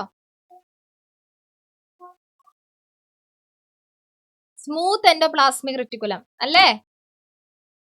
അങ്ങനെയല്ലേ പഠിച്ചേ? ക്ലിയർ അല്ലെങ്കിൽ ചോദിക്കണം കേട്ടോ. എല്ലാവരോടാണ് പറയണേ, നിങ്ങൾക്ക് ഏതെങ്കിലും ഭാഗം മനസ്സിലായിട്ടില്ല, ഒന്നുകൂടെ റിപ്പീറ്റ് ചെയ്ത് കേൾക്കണം എന്നൊക്കെ ഉണ്ടെങ്കിൽ നിങ്ങൾ എന്നോട് പറയണം, എന്നാലേ എനിക്ക് അറിയുള്ളൂ. നിങ്ങളെല്ലാം തലയാട്ടിക്കൊണ്ടിരുന്നാൽ എനിക്ക് മനസ്സിലാവില്ല കേട്ടോ. അപ്പൊ നിങ്ങൾ ചോദിക്കുക, ഡൗട്ട് ഉണ്ടെങ്കിൽ ചോദിക്കാം. അപ്പൊ ഇത് റഫ് എൻഡോപ്ലാസ്മിക് റെറ്റിക്കുലം, ഇപ്പുറത്തെ ആരാണ്? നമ്മുടെ സ്മൂത്ത് എൻഡോപ്ലാസ്മിക് റെറ്റിക്കുലം. അപ്പോ നമ്മുടെ റഫ് ആരെന്നെ ഉണ്ടാക്കണേ? വേം പറഞ്ഞേ. റഫ് എന്തിനാണ് പ്രൊഡ്യൂസ് ചെയ്യുന്നത്? റഫ് എൻഡോപ്ലാസ്മിക് റെറ്റിക്കുലം ആരെന്നെയാണ് അവിടെ പ്രൊഡ്യൂസ് ചെയ്തുകൊണ്ടിരിക്കുന്നത്? പ്രോട്ടീനെ ആണ് ഉണ്ടാക്കുന്നത്, അല്ലേ? അങ്ങനെയല്ലേ പഠിച്ചേ? പ്രോട്ടീന്. സ്മൂത്ത് എൻഡോപ്ലാസ്മിക് റെറ്റിക്കുലോ അതാരേനെ ഉണ്ടാക്കണേ? ദീപു, സ്മൂത്ത് എൻഡോപ്ലാസ്മിക് റെറ്റിക്കുലം ആരേനെയാണ് സിന്തസൈസ് ചെയ്യണേ? പറഞ്ഞേ.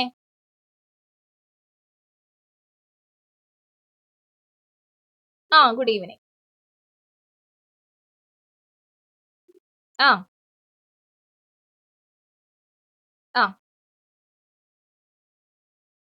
Very good. അപ്പൊ നമ്മൾ ഇവിടെ ലിപ്പിഡ്സ് ആണ് ഫോക്കസ് ചെയ്യുന്നത് കേട്ടോ. അപ്പൊ നമ്മുടെ സ്മൂത്ത് എൻഡോപ്ലാസ്മിക് റെറ്റിക്കുലം ലിപ്പിഡ്സിനെ ഉണ്ടാക്കി. ഇതുവരെ എല്ലാവർക്കും ക്ലിയർ ആണോ? ഇതുവരെ ക്ലിയർ ആണോ? ക്ലിയർ അല്ലേ? ഓക്കെ. അപ്പൊ ഈ പ്രോട്ടീൻ ഇവർ ഉണ്ടാക്കിയിട്ടുണ്ട്, ലിപ്പിഡിനെ ഉണ്ടാക്കിയിട്ടുണ്ട്. നമ്മളൊരു സാധനം ഉണ്ടാക്കി ഒരാൾക്ക് കൊടുക്കാൻ പോവാണ്. എങ്ങനെയാ നമ്മൾ കൊടുക്കുക? വെറും കൈയോടെ അങ്ങ് എടുത്ത് കൊടുക്കുമോ, അതോ നമ്മൾ പാക്ക് ചെയ്തിട്ട് കൊടുക്കുമോ? നിങ്ങൾ എങ്ങനെ ഗിഫ്റ്റ് ചെയ്യുക?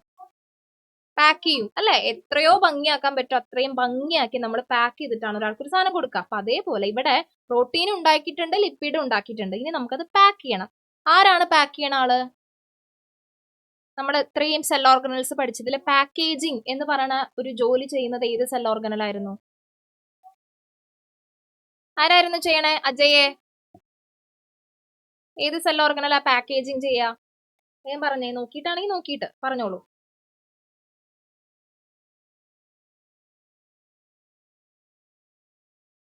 ആ,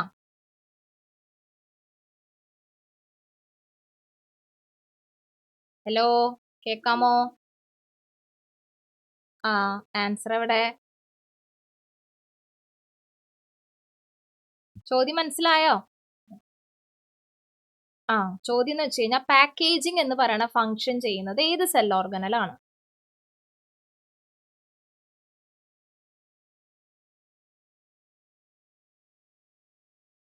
നോട്ട് എഴുതിയിട്ടുണ്ടോ അജയ്? ആ, ഒന്ന് കാണിച്ചേ നോട്ട്. ആ, അതില് പാക്കേജിംഗ് എന്ന് പറഞ്ഞ ഫംഗ്ഷൻ ചെയ്യുന്നത് ഏത് സെൽ ഓർഗനലാ നോക്കിക്കേ.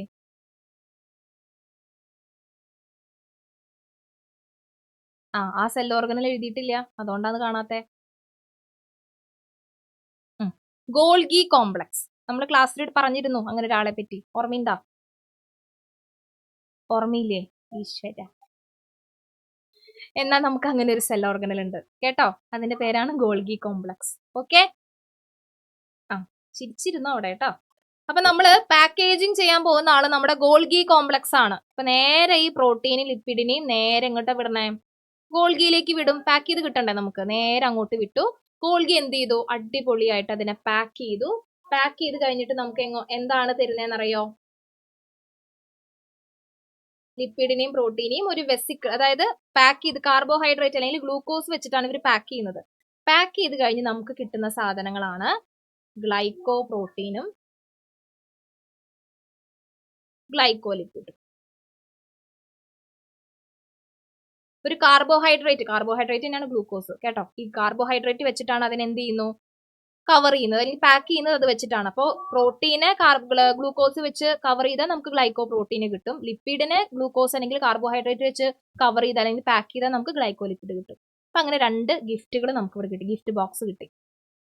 മനസ്സിലായോ? പാക്കേജിംഗ് എന്ന് പറഞ്ഞാൽ ഇവര് കാർബോഹൈഡ്രേറ്റ് അല്ലെങ്കിൽ ഗ്ലൂക്കോസ് വെച്ച്, കാർബോഹൈഡ്രേറ്റ് തന്നെയാണ് ഗ്ലൂക്കോസ്, അത് വെച്ചാണ് പാക്ക് ചെയ്യുന്നത്. പാക്ക് ചെയ്ത് കഴിഞ്ഞ് നമുക്ക് കിട്ടുന്നത് ഗ്ലൈക്കോ പ്രോട്ടീനും ഗ്ലൈക്കോ ലിപ്പിഡും ആണ്. ഓക്കെ ഭാനുമതി, ലിങ്ക് വാങ്ങിച്ച് കാണണം കേട്ടോ. ഇന്ന് കുറച്ച് ടോപ്പിക്സ് ഒക്കെ കവർ ആയിട്ടുണ്ട്. ഓക്കെ, ഇത് മനസ്സിലായോ? ഈ ഗ്ലൈക്കോ പ്രോട്ടീനും ഗ്ലൈക്കോ ലിപ്പിഡും എങ്ങനെയാ ഉണ്ടായെന്നുള്ളത് മനസ്സിലായോ? ഹാദിയ, മനസ്സിലായോ പറഞ്ഞത്? ആ, എല്ലാവർക്കും മനസ്സിലായോ? ഗ്ലൈക്കോ പ്രോട്ടീനും ഗ്ലൈക്കോ ലിപ്പിഡും ഒന്നുമില്ല, നേരെ ഈ പ്രോട്ടീൻ ഉണ്ടായ പ്രോട്ടീനും ഉണ്ടായ ലിപ്പിഡിനും നേരെ ഗോൾഗി കോംപ്ലക്സിലേക്ക് കടത്തി വിട്ടു. ഗോൾഗി അതിനെ കവർ ചെയ്ത് പാക്ക് ചെയ്ത് നമുക്ക് തന്നു. എന്ത് വെച്ചാൽ അവർ പാക്ക് ചെയ്ത്? നമ്മൾ ഗിഫ്റ്റ് പേപ്പർ വെച്ചാണ് പാക്ക് ചെയ്തെങ്കിൽ ഇവിടെ ഗോൾഗി എന്ത് വെച്ചിട്ടാ പാക്ക് ചെയ്തത്? നല്ല കാർബോഹൈഡ്രേറ്റ് വെച്ചിട്ടാണ് പാക്ക് ചെയ്തത്, അല്ലെങ്കിൽ നല്ല ഗ്ലൂക്കോസ് വെച്ചിട്ടാണ് പാക്ക് ചെയ്തത്. അപ്പൊ നമുക്ക് എന്ത് കിട്ടി? ഗ്ലൈക്കോ പ്രോട്ടീൻ ഗ്ലൈക്കോ ലിപ്പിഡിനെ നമുക്ക് കിട്ടി. ഓക്കെ, ഇനി നമുക്കിവിടെ അപ്പുറത്ത് വേറെ കുറച്ച് ആൾക്കാരുണ്ട്. നമ്മുടെ വെസിക്കിൾസ് ആയിട്ട് നമ്മുടെ ലൈസോസോമുകൾ ഉണ്ട്. നമുക്കറിയാം ലൈസോസോമിന്റെ ഫംഗ്ഷൻ നമ്മൾ ഓൾറെഡി പഠിച്ചതാണ്. വല്ല ഡേഞ്ചറസ് ആയിട്ടുള്ള വല്ല ആൾക്കാരും വരുവാണ് ഇതിന്റെ കൂട്ടത്തിൽ കൂടെ കയറി അൺവാണ്ടഡ് ആയിട്ട് ആരെങ്കിലും വരുവാണ്, അവരെ കില്ല് ചെയ്യാൻ വേണ്ടി നമ്മുടെ ലൈസോസോം അവിടെ ഉണ്ട്. തൊട്ടപ്പുറത്ത് ആരുണ്ട്? വാക്യൂൾ അവിടെ ഉണ്ട്. ഇതൊക്കെ കഴിഞ്ഞ് എന്തെങ്കിലും വേസ്റ്റ് ഒക്കെ വരികയാണെങ്കിൽ അതിനെ സ്റ്റോർ ചെയ്യാൻ അപ്പുറത്ത് നമ്മുടെ വാക്യൂളും ഉണ്ട്. ഇതാണ് എൻഡോ മെംബ്രെയിൻ സിസ്റ്റത്തിൽ നടക്കുന്നത്, അല്ലെങ്കിൽ ഈ പറഞ്ഞ 4 സെൽ ഓർഗനൽസും പരസ്പരം കണക്റ്റഡ് ആയിരിക്കുന്നത് ഇങ്ങനെയാണ്. ഇത് മനസ്സിലായോ? അനു, ക്ലിയർ ആയോ? ഷാഫിത്തെ, മനസ്സിലായി? ഡൗട്ട് ഉണ്ടെങ്കിൽ ചോദിക്കണ്ട കേട്ടോ, ഞാൻ എഗെയിൻ പറയാണ്, മിണ്ടാതിരിക്കരുത് മക്കളെ. മനസ്സിലായില്ലെങ്കിൽ ചോദിക്കാം. അപ്പോൾ വാക്യൂൾസ് 2 ടൈപ്സ് വാക്യൂൾ ഉണ്ട്, കൺട്രാക്റ്റൈൽ വാക്യൂളും ഫുഡ് വാക്യൂളും. അതായത് 2 രീതിയിൽ ആണ് ഇതിന്റെ ഫംഗ്ഷൻസ് വരുന്നത്. വാക്യൂൾസിൽ അമീബയിലൊക്കെ ഉള്ളത് കൺട്രാക്റ്റൈൽ വാക്യൂൾ ആണ്, എക്സ്ക്രീഷന് വേണ്ടിയിട്ടാണ് യൂസ് ചെയ്യുന്നത്. എക്സ്ക്രീഷൻ എന്ന് പറഞ്ഞാൽ എന്താ? നമ്മുടെ വേസ്റ്റ് കളയാം, അതിന് വേണ്ടിയിട്ട് കൺട്രാക്റ്റൈൽ വാക്യൂൾ ഉണ്ട്. അതേപോലെ പ്രോട്ടിസ്റ്റൈലൊക്കെ ഫുഡ് വാക്യൂൾ ഉണ്ട്. ഫുഡ് വാക്യൂൾ എന്ന് പറഞ്ഞാൽ ഫുഡിനെ എൻഗൾഫ് ചെയ്ത് ഡൈജസ്റ്റ് ചെയ്യാനാണ് ഫുഡ് വാക്യൂൾ ഉള്ളത്. എൻഗൾഫ് ചെയ്യാന്ന് പറഞ്ഞാൽ വിഴുങ്ങുക. അതായത് ഇപ്പോൾ നമുക്കാണെങ്കിൽ കൈയും കാലൊക്കെ യൂസ് ചെയ്ത് നമ്മുടെ ഫുഡ് എടുത്ത് കഴിക്കാൻ പറ്റും. പക്ഷെ അമീബയ്ക്കോ അല്ലെങ്കിൽ പ്രോട്ടിസ്റ്റൊക്കെ അങ്ങനെയുള്ള ജീവികൾക്കൊന്നും അവർക്ക് കൈയും കാലുകളൊന്നും ഇല്ല. അവർക്ക് ആകെ കൂടെ ഒറ്റ സെല്ല് മാത്രമേ ഉള്ളൂ. അപ്പൊ ആ സെല്ല് തന്നെ ജസ്റ്റ് കൈകളുടെ പോലെ ആയിട്ട് സ്ട്രക്ചർ പോലെ ആവുന്നു. എന്നിട്ട് ആ ഫുഡിനെ എൻഗൾഫ് ചെയ്യാണ് ചെയ്യുക. എൻഗൾഫ് ചെയ്യാന്ന് വെച്ചാൽ വിഴുങ്ങാം. എനിക്ക് തോന്നുന്നു നിങ്ങളത് 9th പഠിച്ചിട്ടുണ്ടായിരിക്കണം അല്ലേ? അമീബയുടെ ഈ പറയുന്ന ഫുഡ് ഡൈജഷൻ ഒക്കെ. അപ്പൊ അത് ജസ്റ്റ് മെൻഷൻ ചെയ്തു മാത്രമേ ഉള്ളൂ കേട്ടോ. ഇനിയാണ് നമ്മുടെ മെയിൻ ആള് വരാൻ പോകുന്നത്, ദാറ്റ് ഈസ് മൈറ്റോകോൺട്രിയ. മൈറ്റോകോൺട്രിയനെ പറയുന്ന വേറൊരു പേരെന്താ? കുറേ കാലങ്ങളായിട്ട് നിങ്ങൾ കേട്ടോണ്ടിരുന്ന ഒരു പേരാണ്. മൈറ്റോകോൺട്രിയ എന്ന് പറഞ്ഞാൽ ഇസ് ഈക്വൽ ടു ഇതാണ്. യെസ്, പവർ ഹൗസ് അല്ലേ? Power house of the cell, അതിനെയാണ് മൈറ്റോകോൺട്രിയ. എന്തുകൊണ്ടാണ് why power house of the cell എന്നൊക്കെ പറയാൻ കാരണം എന്താ? എന്തെങ്കിലും റീസൺ ഉണ്ടായിരിക്കുമല്ലോ. എന്താ കാരണം? ആർക്കെങ്കിലും അറിയോ? Power house of the cell എന്ന് മൈറ്റോകോൺട്രിയനെ നമ്മൾ പറയാൻ കാരണം എന്താ? അത്രയും പവർ വരുന്നത് എങ്ങനെയാ? റിയോണ, സുനിൽ, ഷിബിലി, സെൽവകുമാർ, അൽഷാഫിത്തെ. റിയോണ ന്യൂ ജോയിൻ ആണോ? റിയോണ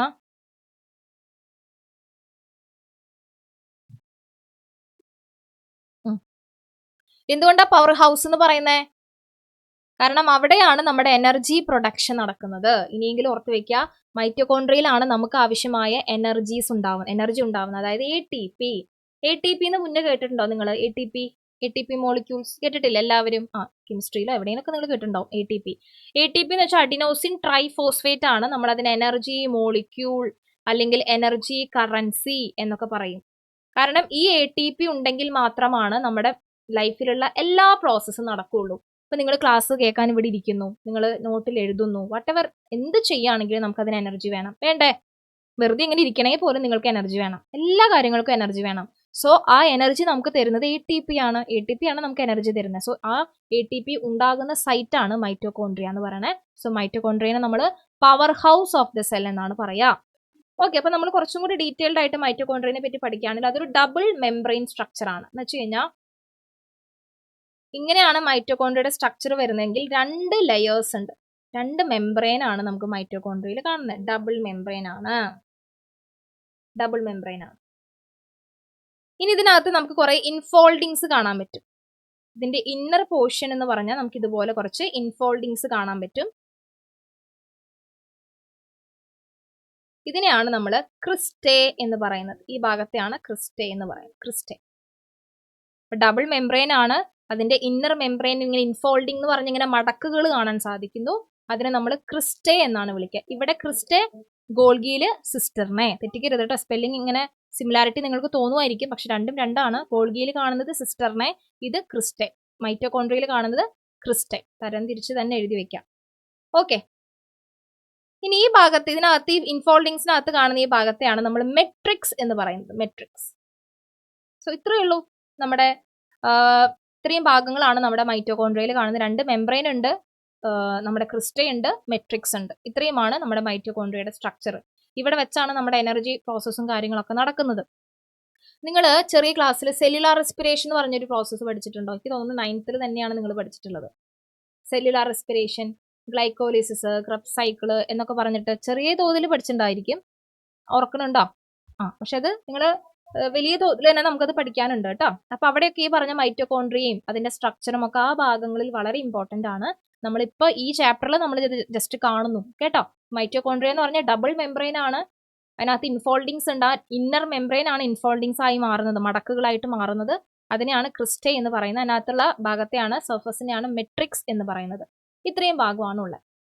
അപ്പൊ ഞാൻ ചോദിക്കട്ടെ, നമ്മൾ ഇത്രയും സെൽ ഓർഗനൽസിൽ പഠിച്ചതിൽ 2 സെൽ ഓർഗനൽസിന് മാത്രമാണ്, അല്ല 3 സെൽ ഓർഗനൽസിനാണ് ഡബിൾ മെംബ്രെയിൻ സ്ട്രക്ചർ പഠിച്ചത്. ഏതൊക്കെയത്?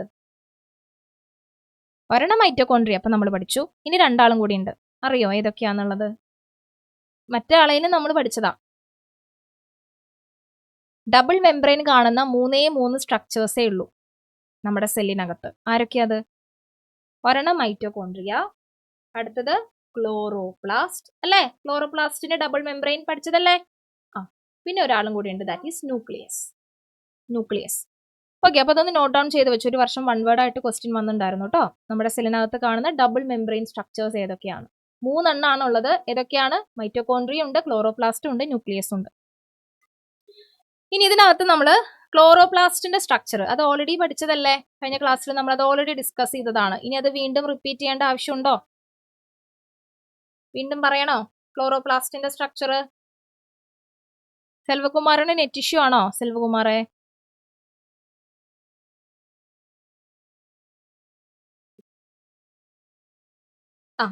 കണ്ടോ? ഇതാണ് നമ്മുടെ മൈറ്റോകോൺട്രിയയുടെ structure. Outer membrane, inner membrane, ആ ഇൻഫോൾഡിങ്സ് ആണ് ദ ക്രിസ്റ്റെ, അതിന്റെ അകത്ത് കാണുന്ന ഭാഗമാണ് മെട്രിക്സ്. പിന്നെ അതിന്റെ ഇടയിൽ ഒരു സ്പേസ് ഉണ്ട്, ഇന്നർ മെംബ്രെയിൻ സ്പേസ്. കാരണം ഇന്നർ മെംബ്രെയിനും ഇൻഫോൾഡിങ്സിന്റെയും ഇടയിൽ കാണുന്ന സ്പേസ് ആണ് ഇന്നർ മെംബ്രെയിൻ സ്പേസ്. ഈ പറഞ്ഞ ഭാഗങ്ങളൊക്കെ തന്നെയല്ലേ നമ്മൾ പഠിച്ച, എന്തെങ്കിലും വ്യത്യാസം ഉണ്ടോ? സെയിം സാധനങ്ങൾ തന്നെയാണ്. അപ്പൊ ഇത് ലേബലിങ്ങിന് ചോദിക്കാം. ഇത് റീഡ്രോ ഇതുവരെ കണ്ടിട്ടില്ല, ഇത് ലേബലിംഗ് ആണ് ചോദിച്ചു കണ്ടിട്ടുള്ളത്. പക്ഷെ ക്ലോറോപ്ലാസ്റ്റ് അങ്ങനെയല്ല, ക്ലോറോപ്ലാസ്റ്റ് റീഡ്രോയും ലേബലിംഗും ചോദിച്ചിട്ടുണ്ട്. അപ്പൊ അത് വരയ്ക്കാനും ഒക്കെ ഒന്ന് പഠിക്കുക. അതുപോലെ ഇത് അങ്ങനെ വരയ്ക്കാൻ ഇതുവരെ ചോദിച്ചിട്ടില്ല, പക്ഷെ ക്വസ്റ്റ്യൻ പേപ്പറിനകത്ത് ഇതിന്റെ പിക്ചർ ഉണ്ടായിരിക്കും, നിങ്ങളത് ലേബൽ ചെയ്യേണ്ടി വരും.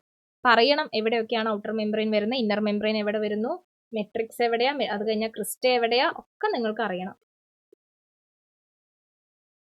അത് ടെക്സ്റ്റ് ബുക്കിനകത്തൊന്ന് ഇമ്പോർട്ടന്റ് എന്ന് എഴുതി വെച്ചേ. ഇതിന്റെ സ്ട്രക്ചർ അതുപോലെ ക്ലോറോപ്ലാസ്റ്റിന്റെ ഡയഗ്രാം ഒക്കെ നിങ്ങൾ എന്തായാലും പഠിച്ചോണം. ഷുവർ ക്വസ്റ്റ്യൻ ആണ് അതൊക്കെ കേട്ടോ. അതായത് ഈ ചാപ്റ്ററിന് ഒരു 3-4 മാർക്കിനാണ് ക്വസ്റ്റ്യൻ വരുള്ളൂ. അപ്പൊ അതിൽ ഏത് വേണമെങ്കിലും ആവാം.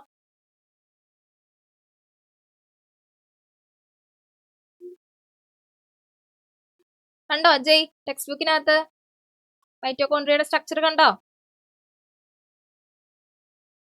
ആ, ടെക്സ്റ്റ് ഒക്കെ തപ്പി വരുന്നേ ഉള്ളൂ. പേജ് നമ്പർ ആരെങ്കിലും ഒന്ന് കമന്റ് ചെയ്യോ?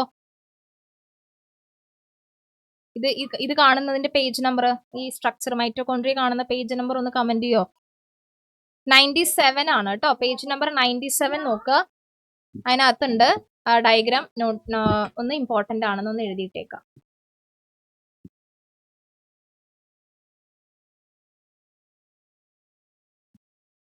ഓക്കെ, ഫംഗ്ഷൻ മൈറ്റോകോൺഡ്രിയയുടെ ഫംഗ്ഷൻ ആണ് site of aerobic respiration, production of energy. നമ്മൾ power house of the cell എന്ന് പറയാൻ കാരണം എനർജി പ്രൊഡ്യൂസ് ചെയ്യുന്നു. ATPയുടെ ഫോർമാറ്റിലാണ് എനർജീനെ ഉണ്ടാക്കുന്നത്. ഇവിടെ നിങ്ങൾ എയറോബിക് റെസ്പിറേഷൻ സൈറ്റ് എന്നൊക്കെ കാണുമ്പോൾ ടെൻഷൻ അടിക്കേണ്ട, നമുക്കിത് വിശദമായിട്ട് പഠിക്കാൻ ഒരു ചാപ്റ്റർ വരുന്നുണ്ട്, അവിടെ നമുക്കിത് ഡീറ്റെയിൽഡ് ആയിട്ട് പഠിക്കാം. ഓക്കെ, ഇപ്പൊ നിങ്ങൾ ജസ്റ്റ് ഫംഗ്ഷൻ നോക്കുക, എനർജി പ്രൊഡക്ഷൻ എന്ന് എഴുതിയാലും നിങ്ങൾക്ക് മാർക്ക് കിട്ടും. ATPയുടെ ഫോർമാറ്റിലാണ് അവിടെ എനർജി ഉണ്ടാവുന്നത്, അത് പഠിക്കണം. കാരണം എനർജിക്ക് പല പല ഫോമുകളുണ്ട്. ATPയുടെ ഫോമിലാണ് ഇവിടെ എനർജി ഉണ്ടാവുന്നത്, അത് മാത്രം ഒന്ന് നോട്ട് ഡൗൺ ചെയ്യാം. മൈറ്റോകോൺഡ്രിയയുടെ ഫംഗ്ഷൻ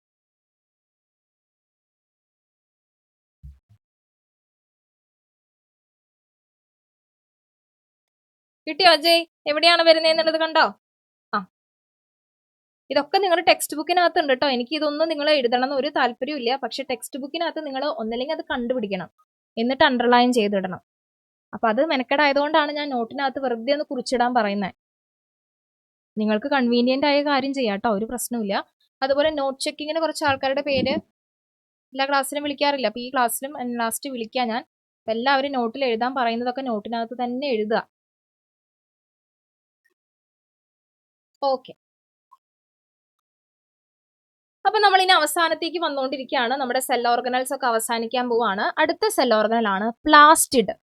പ്ലാസ്റ്റിഡ്, ഈ പ്ലാസ്റ്റിഡിന്റെ പ്രത്യേകത എന്താന്ന് വെച്ച് കഴിഞ്ഞാൽ ഇത് പ്ലാന്റ് സെൽസിൽ മാത്രമേ കാണുള്ളൂ, നമ്മുടെ ബോഡിയിൽ ഇതില്ല. അനിമൽസിന്റെ സെല്ലുകളിൽ കാണാത്തതും പ്ലാന്റ്സിലും അതുപോലെ തന്നെ യൂഗ്ലിനോയിഡ്സിലും മാത്രം കാണുന്ന ഒരു സെൽ ഓർഗനൽ ആണ് പ്ലാസ്റ്റിഡ് എന്ന് പറയുന്നത്. Okay, plastid. ഈ പ്ലാസ്റ്റിഡിനെ നമുക്ക് 3ആയിട്ട് ഡിവൈഡ് ചെയ്യാം. പ്ലാസ്റ്റിഡിൽ തന്നെ 3 ഡിഫറെന്റ് ടൈപ്സ് ഓഫ് പ്ലാസ്റ്റിഡുകൾ ഉണ്ട്. ആദ്യത്തെയാണ് ക്ലോറോപ്ലാസ്റ്റ്, രണ്ടാമത്തെയാണ് ക്രോമോപ്ലാസ്റ്റ്, മൂന്നാമത്തെയാണ് ലൂക്കോപ്ലാസ്റ്റ്. ഇതിനകത്ത് ക്ലോറോപ്ലാസ്റ്റ് എല്ലാവർക്കും അറിയാലോ അല്ലേ അവന്തിക? ക്ലോറോപ്ലാസ്റ്റ് എല്ലാവർക്കും അറിയാവുന്നതല്ലേ? അതിന്റെ ഫംഗ്ഷൻ എന്താണെന്നും അതിന്റെ സ്ട്രക്ചർ എന്താണെന്നും ക്ലോറോപ്ലാസ്റ്റ് എന്താണ് ചെയ്യാന്നുള്ളതൊക്കെ നമുക്ക് കഴിഞ്ഞ ക്ലാസ്സിൽ നമ്മൾ ഡിസ്കസ് ചെയ്തതാണ്. ഇനി ബാക്കിയുള്ള 2 കൂടിയുണ്ട്, ക്രോമോപ്ലാസ്റ്റും ലൂക്കോപ്ലാസ്റ്റും. അവരുടെ കാര്യങ്ങളെ പറ്റി നമുക്ക് ഡിസ്കസ് ചെയ്യാം. അപ്പൊ ആദ്യം ക്ലോറോപ്ലാസ്റ്റ് ജസ്റ്റ് പറഞ്ഞു പോവാണ്. ക്ലോറോപ്ലാസ്റ്റിനകത്ത് നമുക്ക് പിഗ്മെന്റുകൾ ഉണ്ട്. ക്ലോറോഫിലും കരോട്ടിനോയിഡും 2 പിഗ്മെന്റുകൾ കാണുന്നുണ്ട്. എനർജി ഫോട്ടോസിന്തസിസ് നടക്കുന്ന സൈറ്റ് ആണ് ക്ലോറോപ്ലാസ്റ്റ് എന്ന് പറയുന്നത്. ക്ലോറോപ്ലാസ്റ്റ് ഉണ്ടെങ്കിൽ മാത്രമേ ഫോട്ടോസിന്തസിസ് നടക്കുള്ളൂ. ഓക്കെ, ദെൻ നമ്മള് ക്രോമോപ്ലാസ്റ്റിലേക്ക് പോവാണ്. അടുത്ത പ്ലാസ്റ്റിഡ് ആയിട്ടുള്ള ക്രോമോപ്ലാസ്റ്റിലേക്ക് പോവാണ്. ക്രോമോപ്ലാസ്റ്റിൽ കാണുന്ന പിഗ്മെന്റ് എന്ന് പറയുന്നത് കരോട്ടിനും സാന്തോഫിലും ആണ്. ചെറുപ്പത്തിൽ പഠിച്ചിട്ടില്ലേ നിങ്ങളിതൊക്കെ? 5ലോ 6ലോ ഒക്കെ പിഗ്മെന്റുകളുടെ പേരൊക്കെ പഠിച്ചിട്ടുണ്ടായിരിക്കും. സോ ക്രോമോപ്ലാസ്റ്റിൽ നമുക്ക് കാണാൻ സാധിക്കുന്നത് 2 പിഗ്മെന്റുകളാണ്, കരോട്ടിനും സാന്തോഫിലും. കരോട്ടിൻ ഉണ്ടാക്കുന്ന കളർ ഏതാ? പിഗ്മെന്റ് എന്ന് പറഞ്ഞാൽ എന്താ മക്കളെ? കളർ ഉണ്ടാക്കുന്ന വസ്തു, അതിനെയാണ് പിഗ്മെന്റ് എന്ന് പറയാം കേട്ടോ. വർണ്ണകം എന്നൊക്കെ മലയാളത്തിൽ പറയും. കളർ ഉണ്ടാക്കുന്ന വസ്തുവിനെയാണ് പിഗ്മെന്റ് എന്ന് പറയാം. നിങ്ങൾ പറയാറില്ല ഈ ലിപ്സ്റ്റിക് ഭയങ്കര പിഗ്മെന്റഡ് ആണെന്ന് പറയില്ലേ, അത് തന്നെ കളർ കൊടുക്കുന്നു. അപ്പൊ കെരോട്ടിൻ എന്ന് പറയുന്ന പിഗ്മെന്റ് അതുണ്ടാക്കുന്ന കളറാണ് ഏത്? ഓറഞ്ച്. Orange colour. ക്യാരറ്റിനൊക്കെ ഏത് കളറാ? ക്യാരറ്റിന് ഓറഞ്ച് കളർ അല്ലേ? അതാണ് കെരോട്ടിൻ ആണ് ക്യാരറ്റിൽ കാണുന്നത്, ഓറഞ്ച് കളറാണ്. ഇനി അടുത്തത് ക്സാന്തോഫിൽ. ക്സാന്തോഫിൽ എന്ന് പറയുന്നത് മറ്റൊരു പിഗ്മെന്റ് ആണ്, അത് ഉണ്ടാക്കുന്നത് യെല്ലോ കളറാണ് കേട്ടോ. കരോട്ടിന് ഓറഞ്ചും റെഡും ഉണ്ട്, ക്സാന്തോഫിൽ ആണെങ്കിൽ യെല്ലോ കളറാണ് ഉണ്ടാക്കുക, യെല്ലോ കളർ. നിങ്ങൾ കണ്ടിട്ടുണ്ടോ ഈ യെല്ലോ, ഓറഞ്ച്, റെഡ് കളറിലൊക്കെയുള്ള ലീഫുകളെ കണ്ടു? ഇതൊക്കെ പ്ലാന്റ്സിൽ കാണുന്ന സാധനമല്ലേ. അപ്പൊ ലീഫിൽ ഈ കളറുള്ള ലീഫൊക്കെ കണ്ടിട്ടുണ്ടോ നിങ്ങൾ? കണ്ടിട്ടില്ലേ? എല്ലാവരും കണ്ടിട്ടുണ്ടാവും. നമ്മൾ പഴുത്ത ഇല എന്നൊക്കെ പറയും. ആ ഇല ആ കളർ മാറുന്നു, ഗ്രീൻ കളർ മാറി അതിന് ഈ പറഞ്ഞ യെല്ലോ കളർ വരാം, ഒരു ഓറഞ്ച് കളർ കാണാം, അല്ലെങ്കിൽ ചിലപ്പോൾ നല്ല റെഡ് കളറിലൊക്കെ ലീഫുകൾ നമുക്ക് കാണാം. അപ്പൊ ആ കളേഴ്സ് വരാനുള്ള റീസൺ ആണ് പറഞ്ഞത്, കാരണം അവിടെ ഈ പിഗ്മെന്റുകളൊക്കെയാണ്. റെഡ് ചീരയുണ്ട്, യെസ് ഭാനുമതി, റെഡ് ചീരയുണ്ട്. റെഡ് ചീരയിൽ കാണുന്നത് കൂടുതലും ആരാണ്? കരോട്ടിനൊക്കെയാണ് അതിനകത്ത് കൂടുതലും കാണാം എന്ന് കരുതി മറ്റുള്ള സാധനങ്ങളിൽ പിഗ്മെന്റുകൾ ആബ്സെന്റ് ആണെന്നല്ല പറയണേ, ചെറിയ തോതിൽ അവരും പ്രസന്റ് ആയിരിക്കും. ഓക്കെ, അപ്പൊ ക്രോമോപ്ലാസ്റ്റ് കഴിഞ്ഞു. ഇനി അവസാനത്തെ ഒരു കാറ്റഗറിയാണ് ലൂക്കോപ്ലാസ്റ്റ്. ലൂക്കോപ്ലാസ്റ്റ് പ്രത്യേകത എന്താ വെച്ചാൽ അതിന് കളർ ഇല്ല, കളർലെസ് പ്ലാസ്റ്റിഡുകളാണ് ലൂക്കോപ്ലാസ്റ്റ്. ഒരു തരത്തിലുള്ള പിഗ്മെന്റുകളോ ഒരു തരത്തിലുള്ള കളേഴ്സോ അവർ പ്രൊഡ്യൂസ് ചെയ്യുന്നില്ല, പക്ഷെ അവർക്ക് വേറെ ഫംഗ്ഷൻ ഉണ്ട്. കളർ ഉണ്ടാക്കുന്നില്ല എന്ന് മാത്രമേ ഉള്ളൂ, പക്ഷെ അവർക്ക് വേറെ ഫംഗ്ഷൻസ് ഉണ്ട്. അപ്പൊ നമുക്ക് ലൂക്കോപ്ലാസ്റ്റിനെ 3ആയിട്ട് ഡിവൈഡ് ചെയ്യാം. ഇത് ലാസ്റ്റ് ഇയർ ചോദിച്ചൊരു ക്വസ്റ്റ്യൻ ആയിരുന്നു കേട്ടോ. ലൂക്കോപ്ലാസ്റ്റിനെ 3ആയിട്ട് ഡിവൈഡ് ചെയ്യുന്നുണ്ട്. That is amyloplast, elaioplast and aleuroplast. എഴുതി വെക്കണം, പഠിക്കണം, ചോദ്യം വരുന്ന ഭാഗമാണ്.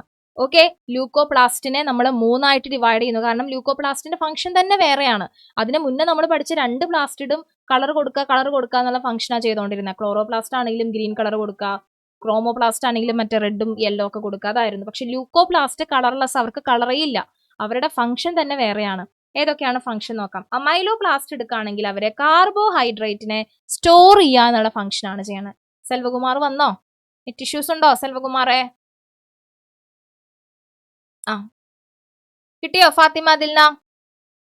എന്താണ് ചെയ്യണത്? നമ്മുടെ അമൈലോപ്ലാസ്റ്റ് കാർബോഹൈഡ്രേറ്റുകളെ സ്റ്റോർ ചെയ്യാന്നുള്ള ഫംഗ്ഷൻ ആണ്, സൂക്ഷിച്ചു വെക്കുക. ഇലിയോപ്ലാസ്റ്റ് ആണെങ്കിൽ എന്താ ചെയ്യണേ? ഓയിലിനെയും ഫാറ്റിനെയും സ്റ്റോർ ചെയ്ത് വെക്കുക, ഓയിൽ ആൻഡ് ഫാറ്റ് സ്റ്റോർ ചെയ്യുക. അലിറോപ്ലാസ്റ്റ് ആണെങ്കിൽ പ്രോട്ടീനെ സ്റ്റോർ ചെയ്യുക, അലിറോപ്ലാസ്റ്റ് പ്രോട്ടീനെ സ്റ്റോർ ചെയ്യുക.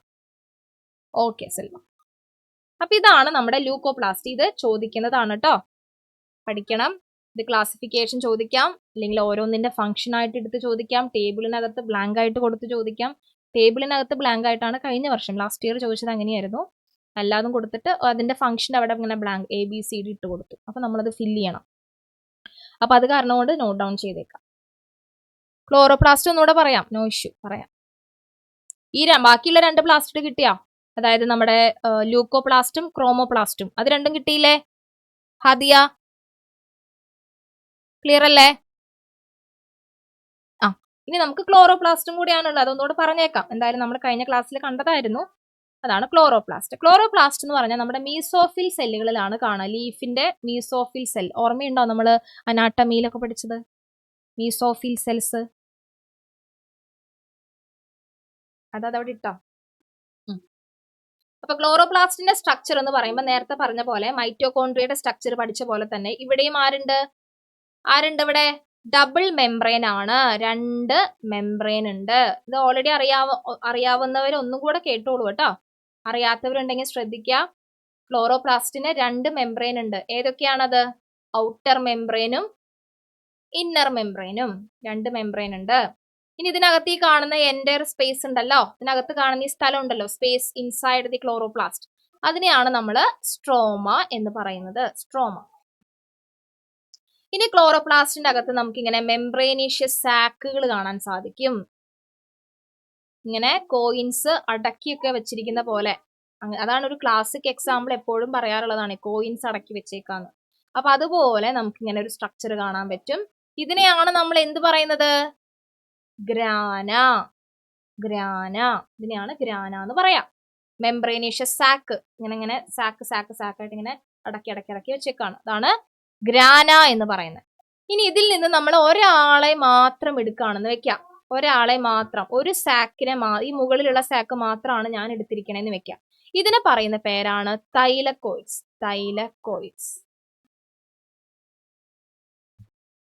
തൈലക്കോയിഡ്സ്. മെമ്പറേനേഷ്യസ് സാക്കിൽ നിന്ന് നമ്മൾ ഒരു മെമ്പറിനെ മാത്രം നമ്മൾ എടുക്കുവാണെങ്കിൽ അതിനെയാണ് തൈലക്കോയിഡ്സ് എന്ന് പറയുന്നത്. ഇനി ഒരു ഭാഗം കൂടി ഉണ്ടല്ലോ, അതേതാണ്? നമ്മുടെ ഗ്രാനകളെ തമ്മിൽ കണക്ട് ചെയ്യുന്നത്. ഗ്രാനകളൊക്കെ പരസ്പരം കണക്റ്റഡ് ആണ്. ആ കണക്ട് ചെയ്യുന്ന ഭാഗമാണ് സ്ട്രോമ, ലാമെല്ല അല്ലെങ്കിൽ ലാമെല്ലേ എന്നൊക്കെ നമുക്ക് പറയാം. Stroma, lamella. ഇത്രയേ ഉള്ളൂ നമ്മുടെ ക്ലോറോപ്ലാസ്റ്റ്. ഇത് നിങ്ങൾക്ക് റീഡ്രോ വരും, നിങ്ങൾ തന്നെ വരച്ച് അടയാളപ്പെടുത്താൻ ചോദ്യം വരും. അപ്പൊ അതുകൊണ്ട് വരയ്ക്കാനായിട്ട് പഠിക്കുക. അത് ഞാൻ കഴിഞ്ഞ ക്ലാസ്സിൽ വരപ്പിച്ചിട്ടുണ്ടായിരുന്നു എല്ലാവരെ കൊണ്ടും. അപ്പൊ അതുകൊണ്ട് ഒന്ന് വരയ്ക്കാൻ ഒന്ന് പഠിച്ചേക്കണം. അതുപോലെ ലേബലിംഗ്, ഓരോ ഭാഗം ലേബലിങ്ങിനാണ് നിങ്ങൾക്ക് മാർക്ക്. അപ്പൊ അതുകൊണ്ട് അത് കൃത്യമായിട്ട് ലേബൽ ചെയ്യാം. ക്ലോറോപ്ലാസ്റ്റിന്റെ ഫംഗ്ഷൻ എന്താ? ഫോട്ടോസിന്തസിസ്. ഫോട്ടോസിന്തസിസ് നടക്കുന്നത് ക്ലോറോപ്ലാസ്റ്റ് വെച്ചിട്ടാണ്. ഇതിലെ ഗ്രാനയിലും അതുപോലെ സ്ട്രോമയിലും ഒക്കെ വെച്ചാണ് ഫോട്ടോസിന്തസിസിന്റെ സ്റ്റെപ്പുകളൊക്കെ നടക്കുക. അപ്പൊ മെയിൻ ഫംഗ്ഷൻ അത് തന്നെയാണ്. അതുപോലെ ഗ്രീൻ കളർ കൊടുക്കുക, അങ്ങനെ കുറെ അതുമായി റിലേറ്റ് ചെയ്തിട്ടുള്ള കാര്യങ്ങളൊക്കെ ക്ലോറോപ്ലാസ്റ്റ് ചെയ്യുന്നതാണ്. അപ്പൊ കിട്ടിയില്ലേ ക്ലോറോപ്ലാസ്റ്റിന്റെ സ്ട്രക്ചർ?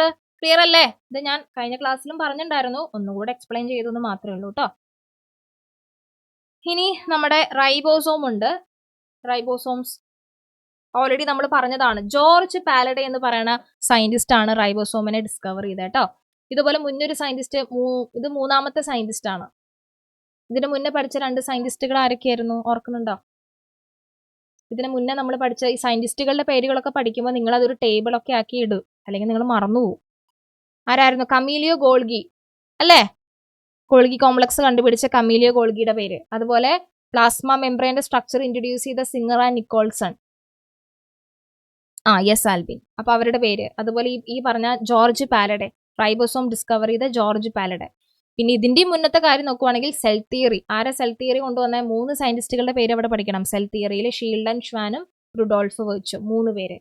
അപ്പൊ ഇങ്ങനെ സയന്റിസ്റ്റുകളുടെ പേരും അവരുടെ കോൺട്രിബ്യൂഷനൊക്കെ നിങ്ങൾ സെപ്പറേറ്റ് ഒരു ടേബിളൊക്കെ വരച്ചിടുകയാണെങ്കിൽ നിങ്ങൾ തന്നെ പെട്ടെന്ന് അത് നോട്ടീസ് ചെയ്യും. റൈബോസോമിന്റെ മെയിൻ ഫംഗ്ഷൻ എന്ന് പറയുന്നത് പ്രോട്ടീനെ ഉണ്ടാക്കുക എന്നുള്ളതാണ്. പ്രോട്ടീൻ സിന്തസൈസ് ചെയ്യുക. യൂക്യാരിയോട്ടിക് റൈബോസോം എന്ന് പറയുന്നത് ATS ആണ്. ATS എന്ന് പറയുമ്പോൾ അതിന് 2 സബ് യൂണിറ്റുകൾ ഉണ്ട്. ഇതും ഞാൻ കഴിഞ്ഞ ക്ലാസ്സിൽ പറഞ്ഞിരുന്നു. അതായത് ഒരു റൈബോസോം എടുത്തു കഴിഞ്ഞാൽ അതിന് 2 യൂണിറ്റുകൾ ഉണ്ട്, 2 സബ് യൂണിറ്റുകൾ ഉണ്ട്. യൂക്യാരിയോട്ടിലെ സബ് യൂണിറ്റ് എന്ന് പറഞ്ഞാൽ ഒരെണ്ണം 60S ഒരെണ്ണം 40S ആണ്. ഈ സബ് യൂണിറ്റ് എന്ന് പറയുന്നത്, അല്ലെങ്കിൽ ഈ റൈബോസോമിന്റെ സൈസ് നമ്മൾ നോക്കുന്നത് അതിന്റെ ഡെൻസിറ്റി ബേസ് ചെയ്തിട്ടാണ്. ഈ S എന്താണ് മക്കളെ? യൂണിറ്റ് S അതൊരു സയന്റിസ്റ്റിന്റെ പേരാണ്. സ്വെഡ്ബർഗ് എന്ന് പറഞ്ഞ സയന്റിസ്റ്റിന്റെ ഹോണർ ആയിട്ടാണ് നമ്മൾ ഈ S ഇവിടെ ഇട്ട് കൊടുത്തിട്ടില്ലെങ്കിൽ അദ്ദേഹമാണ് ഈ സബ് യൂണിറ്റ് കൊണ്ടുവന്നത്. അപ്പൊ അതുകൊണ്ട് അദ്ദേഹത്തിന്റെ S ആണ് നമ്മൾ ഇവിടെ 80S അല്ലെങ്കിൽ 70S എന്നൊക്കെ പറയുന്ന S എന്ന് പറയുന്ന യൂണിറ്റ് സ്വെഡ്ബർഗ് ആണ് കേട്ടോ. അത് സയന്റിസ്റ്റിന്റെ പേരാണ്. ഓക്കെ, അപ്പൊ ഇവിടെ നമ്മൾ നോക്കുവാണെങ്കിൽ ഇത് ടോട്ടൽ ചെയ്യുമ്പോൾ നമുക്കറിയാം 100 ആണ് വേണ്ടത്. ഒരെണ്ണം 60S ഒരെണ്ണം 40S ആകുമ്പോൾ ടോട്ടൽ നമുക്ക് 100S ഉള്ള ഒരു റൈബോസോം ആണ് കിട്ടേണ്ടത്. പക്ഷെ അങ്ങനെയല്ല, നമ്മൾ ഇത് രണ്ടും കൂടെ ചേരുമ്പോൾ 80S ആകുന്നുള്ളൂ. കാരണം ഇതിൽ ഡെൻസിറ്റി വേരിയേഷൻസ് വരുന്നു. രണ്ടും കൂടെ ചേരുമ്പോൾ ഡെൻസിറ്റി വേരിയേഷൻസ് ഒക്കെ വരുന്നത് കൊണ്ട് ടോട്ടൽ സൈസ് എന്ന് പറയുന്നത് 80S ആയിട്ട് അല്ലെങ്കിൽ 80S ആയിട്ടാണ് നമ്മൾ നോക്കുക കേട്ടോ. 80S ആയിട്ടാണ് നോക്കുക. ഇതുപോലെ തന്നെ നമ്മൾ പ്രോക്യാരിയോട്ട് ഡിസ്കസ് ചെയ്തപ്പോഴും അവിടെയും ഇതുപോലെ തന്നെ പറഞ്ഞിട്ടുണ്ടായിരുന്നു. അപ്പൊ അതൊന്ന് നോട്ട് ഡൗൺ ചെയ്തോളൂ കേട്ടോ. കണ്ടോ, ഇങ്ങനെയാണ് കാണാം. ലാർജ് സബ് യൂണിറ്റും ഉണ്ട്, ഒരു സ്മോൾ സബ് യൂണിറ്റും ഉണ്ട്. ഒരെണ്ണം 60S ഒരെണ്ണം 40S. ശരിക്കും ടോട്ടൽ എത്രയാ വരണ്ടേ?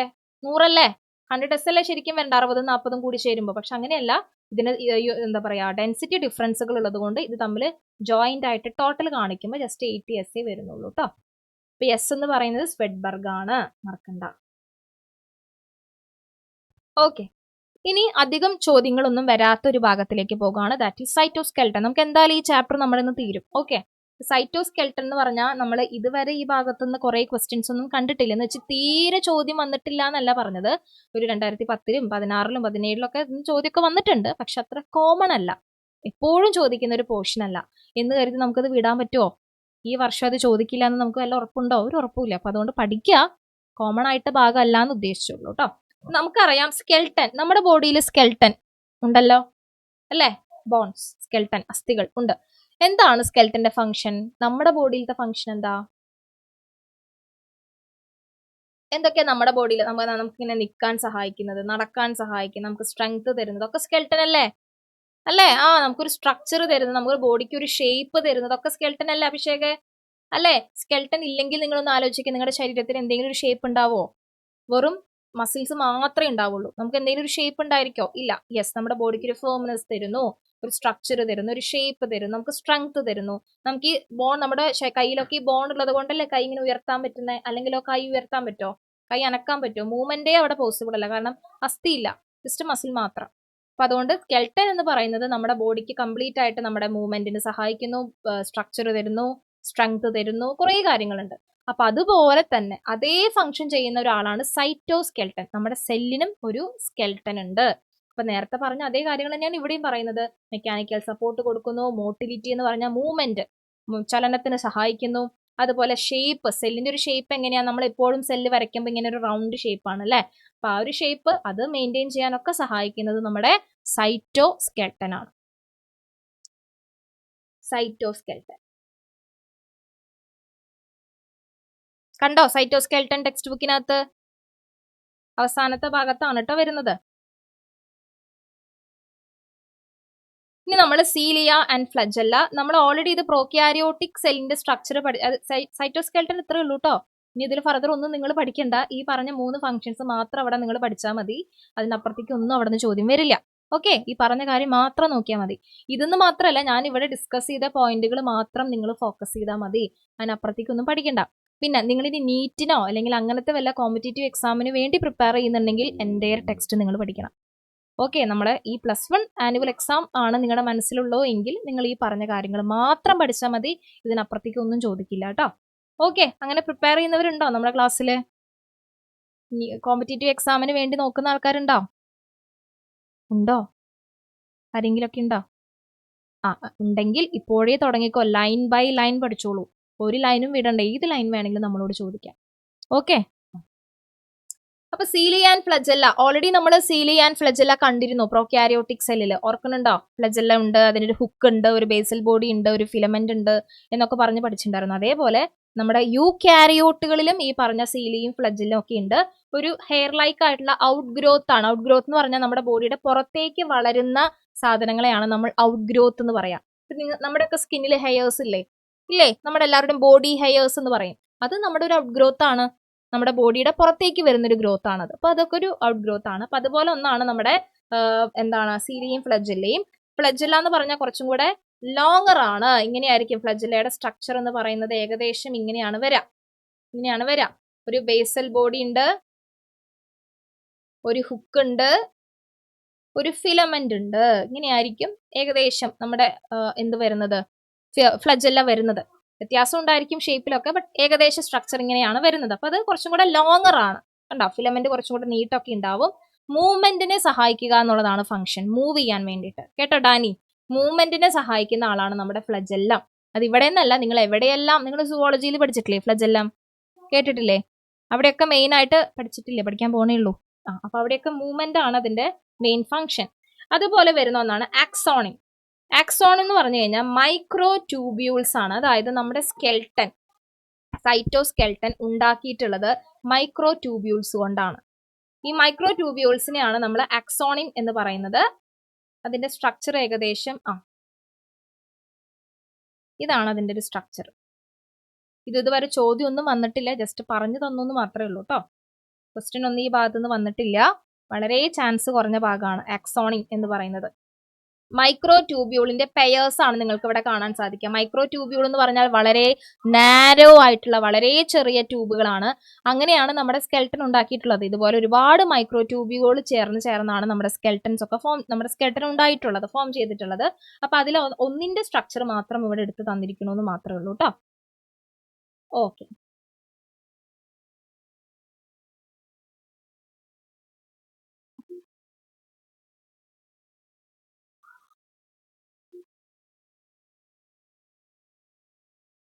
ഓക്കെ, ദെൻ നമ്മുടെ ന്യൂക്ലിയസ്, ഏറ്റവും ഇമ്പോർട്ടന്റ് ആയിട്ടുള്ളത്. നമ്മുടെ സെല്ലിന്റെ ഏറ്റവും സെൻട്രൽ പോർഷൻ ഏതാ? കഴിഞ്ഞു കേട്ടോ. നമ്മുടെ ചാപ്റ്റർ വൈൻഡപ്പ് ആവാറായി. ആ ഒരു ഉഷാറോട് കൂടി ഇരിക്കുക. ഈ ഒരു ടോപ്പിക്കും കൂടി, ഇനി 2 ടോപ്പിക്കും കൂടെ കഴിഞ്ഞാൽ നമ്മുടെ ചാപ്റ്റർ കഴിഞ്ഞു. ഓക്കെ, അപ്പൊ അടുത്ത ക്ലാസ്സിൽ നമുക്ക് ചാപ്റ്റർ ടെസ്റ്റ് ആണ്. അതും കൂടെ ഞാൻ ഈ ഒരു അവസരത്തിൽ അറിയിക്കുന്നു. ചാപ്റ്റർ 8ന്റെ ചാപ്റ്റർ ടെസ്റ്റ് ആണ് നെക്സ്റ്റ് ക്ലാസ്സിലേക്ക്. അപ്പൊ അതുകൊണ്ട് പഠിച്ചിട്ട് വരിക. ഓക്കെ, മറന്നു പോകണ്ട. ഇതിന്റെ ക്യാപ്സ്യൂളും കോറൊക്കെ എല്ലാവർക്കും കിട്ടിയോ? കിട്ടിയോ? കിട്ടിയിട്ടില്ല? കിട്ടാത്തവരുണ്ടെങ്കിൽ ചോദിക്കുക കേട്ടോ, ക്ലാസ് ടീച്ചറോട് ചോദിക്കുക. ഷെയർഡ് നിങ്ങൾ ജസ്റ്റ് ഒന്ന് അക്കൗണ്ട് തുറന്ന് നോക്കുക, അതിനകത്ത് കിടക്കുന്നുണ്ടാവും. ഇല്ലാന്നുണ്ടെങ്കിൽ ചോദിച്ച് വാങ്ങിക്കുക. ഓക്കെ, അപ്പൊ അത് പഠിക്കുകയും ചെയ്യാം. ന്യൂക്ലിയസ് എന്ന് പറയുന്നത് നമ്മുടെ സെല്ലിന്റെ ഏറ്റവും സെന്റർ ആണ്. ഒരു സയന്റിസ്റ്റിനും കൂടെ നമുക്ക് കിട്ടിയല്ലോ. ന്യൂക്ലിയസ് ഡിസ്ക്രൈബ് ചെയ്തത് റോബർട്ട് ബ്രൗൺ ആണ്. റോബർട്ട് ബ്രൗൺ എന്ന് പറയുന്ന സയന്റിസ്റ്റ് ആണ് ഡിസ്കവർ ചെയ്തത്. കാരണം അങ്ങനെ ഒരു സാധനം ഓൾറെഡി ഉണ്ടായിരുന്നു, പക്ഷെ അതിനെ കണ്ടുപിടിച്ചു, അതിനെ കൊണ്ടുവന്നു, അതിനങ്ങനെ ഒരു പേരൊക്കെ കൊടുത്തത് ആരാണ്? റോബർട്ട് ബ്രൗൺ എന്ന് പറയുന്ന സയന്റിസ്റ്റ് ആണ് ആദ്യമായിട്ട് ന്യൂക്ലിയസിനെ ഐഡന്റിഫൈ ചെയ്തത്. ഓക്കെ, അതിനകത്ത് ന്യൂക്ലിയസിനകത്ത് ക്രൊമാറ്റിൻ റെറ്റിക്കുലം എന്ന് പറയുന്ന ഒരു ഭാഗം ഉണ്ട്, നമ്മൾ പഠിക്കും. അപ്പൊ അതിനകത്ത് ഈ ക്രൊമാറ്റിൻ എന്ന പേര് കൊടുത്ത ആളാണ് ഫ്ലെമിംഗ്. ഫ്ലെമിംഗ് എന്ന് പറയുന്ന സയന്റിസ്റ്റ് ആണ് ക്രൊമാറ്റിൻ എന്നൊരു പേര് കൊടുത്തത്. എന്താണ് ക്രൊമാറ്റിൻ എന്നുള്ളത് നമ്മൾ വഴിയെ പഠിക്കും. ഓക്കെ, ഇനി ന്യൂക്ലിയസ് എന്ന് പറഞ്ഞാൽ പ്രധാനമായിട്ടും 4 ഭാഗങ്ങളാണ് ന്യൂക്ലിയസിനുള്ളത്. 4 പ്രധാനപ്പെട്ട ഭാഗങ്ങളാണ് നമ്മുടെ ന്യൂക്ലിയസ്. ന്യൂക്ലിയസിന്റെ സ്ട്രക്ചർ എന്ന് പറഞ്ഞു കഴിഞ്ഞാൽ ഇങ്ങനെയാണ് ഇരിക്കുക, റൗണ്ട് ആയിട്ട് തന്നെ നമുക്കറിയാം, റൗണ്ട് ആണ്. അപ്പൊ അതിനകത്ത് ഞാൻ ഇങ്ങനെ ഒരു ഗ്യാപ്പ് വിടുന്നുണ്ട് കേട്ടോ.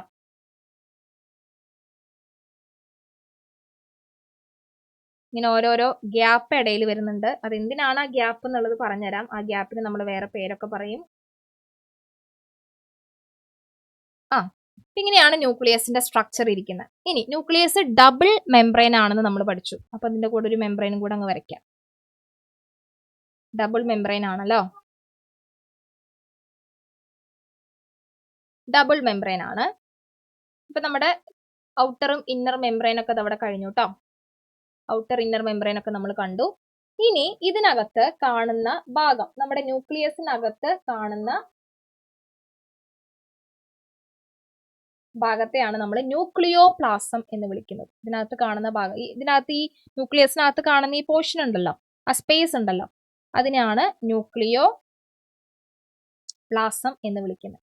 നിങ്ങൾ സെല്ലിനകത്ത് പ്രോട്ടോപ്ലാസം ഉണ്ടെന്ന് കേട്ടിട്ടുണ്ടോ? ഹാദിയ കേട്ടിട്ടില്ലേ? സെല്ലിനകത്ത് പ്രോട്ടോപ്ലാസം ഉണ്ട്. അതുപോലെ ന്യൂക്ലിയസിനകത്തും എന്തുണ്ട്? ന്യൂക്ലിയോപ്ലാസം ഉണ്ട്. ന്യൂക്ലിയോപ്ലാസം. ഇനി ഈ ന്യൂക്ലിയസിന്റെ ഒരു സൈഡിലായിട്ട് നമുക്ക് ഇങ്ങനെ ഒരു നെറ്റ്വർക്ക് പോലെയുള്ള ഒരു ഭാഗം കാണാൻ സാധിക്കും. അതാണ് chromatin reticulum. Chromatin reticulum. Chromatin reticulum. ഇനി ഈ ക്രൊമാറ്റിൻ റെറ്റിക്കുലത്തിന്റെ തന്നെ ഒരു അറ്റത്തുണ്ടല്ലോ ഭയങ്കരമായിട്ട് ഇങ്ങനെ കട്ട കുത്തിയിരിക്കുന്നുണ്ടാവും ഒരു സൈഡ്. മൊത്തത്തിൽ ഈ ക്രൊമാറ്റിൻ റെറ്റിക്കുലം എന്ന് പറഞ്ഞാൽ മൊത്തം ഇങ്ങനെ നെറ്റ്വർക്ക് പോലെയാണ് കാണുന്നത്. പക്ഷെ അതിന്റെ തന്നെ ഒരു സൈഡിൽ ഇങ്ങനെ ഭയങ്കരമായിട്ട് നെറ്റ്വർക്ക് നമുക്ക് കാണാൻ സാധിക്കും. അതിനെ പറയുന്ന പേരാണ് ന്യൂക്ലിയോലസ്. ഭയങ്കര കണ്ടൻസ്ഡ് ആയിട്ടുള്ള ഒരു ഭാഗം, കട്ട പിടിച്ചിരിക്കുന്ന ഭാഗം, അതിനെയാണ് ന്യൂക്ലിയോലസ് എന്ന് പറയുന്നത്. ന്യൂക്ലിയോലസ്. ഇപ്പൊ ന്യൂക്ലിയസിന്റെ ഭാഗങ്ങളാണ് പറഞ്ഞുകൊണ്ടിരിക്കുന്നത് കേട്ടോ. ഒരു ഔട്ടർ മെംബ്രെയിൻ ഉണ്ട്, ഒരു ഇന്നർ മെംബ്രെയിൻ ഉണ്ട്. പിന്നെ ആരാണ് അതിനകത്തുള്ള ന്യൂക്ലിയസിനകത്തുള്ള സ്പേസിനെ ന്യൂക്ലിയോപ്ലാസം എന്നാണ് പറയാ. പിന്നെ ഒരു അറ്റത്തായിട്ട് ക്രൊമാറ്റിൻ റെറ്റിക്കുലം ഉണ്ട്. ക്രോമസോമുകൾ, നമ്മുടെ DNA അതൊക്കെയാണ് ഇങ്ങനെ, അത് ക്രോമസോമിന്റെ ഷേപ്പിലേക്കൊന്നും എത്തിയിട്ടുണ്ടാവില്ല, എല്ലാം കൂടെ ഇങ്ങനെ കെട്ടുപിണഞ്ഞാണ് കിടക്കുന്നത്. അതിനെ ക്രൊമാറ്റിൻ റെറ്റിക്കുലം എന്നാണ് പറയാ. അതിൽ തന്നെ ഒരു ഭാഗം ഭയങ്കര കണ്ടൻസ്ഡ് ആണ്, ഭയങ്കര കട്ട കുത്തിയിട്ടാണ് ഇരിക്കുന്നത്, കട്ട പിടിച്ചിട്ടാണ് ഇരിക്കുന്നത്. അതിനെ നമ്മൾ ന്യൂക്ലിയോലസ് എന്നാണ് പറയാ. ഇനി ഞാൻ ഇവിടെ ഒരു ഗ്യാപ്പ് ഇട്ടത് കാണാം നിങ്ങൾക്ക് അല്ലെ, ഓരോ വാളിന്റെ ഇടയിൽ ഇങ്ങനെ കുറച്ച് സ്പേസ് ഉണ്ട്. ഇതിനെയാണ് നമ്മൾ ന്യൂക്ലിയർ പോർ എന്ന് വിളിക്കുന്നത്. ന്യൂക്ലിയർ പോർ. പോർ എന്ന് പറഞ്ഞാൽ ഓപ്പണിംഗ് അല്ലെങ്കിൽ ഹോൾ എന്നൊക്കെയാണ് അർത്ഥം. ഇത് കൂടിയാണ് ട്രാൻസ്പോർട്ട് നടക്കുക കേട്ടോ. എന്ന് വെച്ച് കഴിഞ്ഞാൽ ഏതെങ്കിലുമൊക്കെ മെറ്റീരിയൽസിന് ന്യൂക്ലിയസിന്റെ അകത്തേക്ക് വരണം അല്ലെങ്കിൽ പുറത്തേക്ക് പോകണം, ആ ഒരു ട്രാൻസ്പോർട്ടും കാര്യങ്ങളൊക്കെ ഈ ന്യൂക്ലിയർ പോർ വഴി. ഇവിടെ ഉണ്ട്, എല്ലായിടത്തും ഉണ്ട് പോർ. ഇടയ്ക്കിടയ്ക്ക് നമുക്ക് ഈ പോറുകൾ കാണാൻ സാധിക്കും.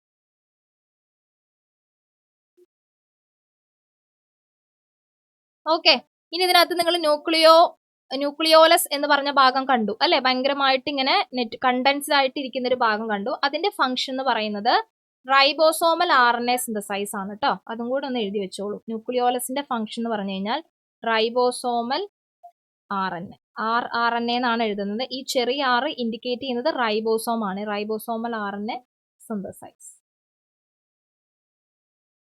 കഴിഞ്ഞു. ഇതാണ് ന്യൂക്ലിയസിന്റെ സ്ട്രക്ചർ. നമ്മൾ വൈൻഡപ്പ് ചെയ്യാണ് കേട്ടോ, ടെൻഷൻ അടിക്കണ്ട, സ്ട്രെസ്ഡ് ആവണ്ട, കഴിയാറായി. ഇതാണ് ന്യൂക്ലിയസിന്റെ സ്ട്രക്ചർ. ആരൊക്കെയുണ്ട് ന്യൂക്ലിയസിന്? വരച്ചോ നിങ്ങള്? വരച്ചിരുന്നോ? വരയ്ക്കാത്തവരൊക്കെ ഒന്ന് വരച്ചേ നോട്ട് ബുക്കിനകത്ത്.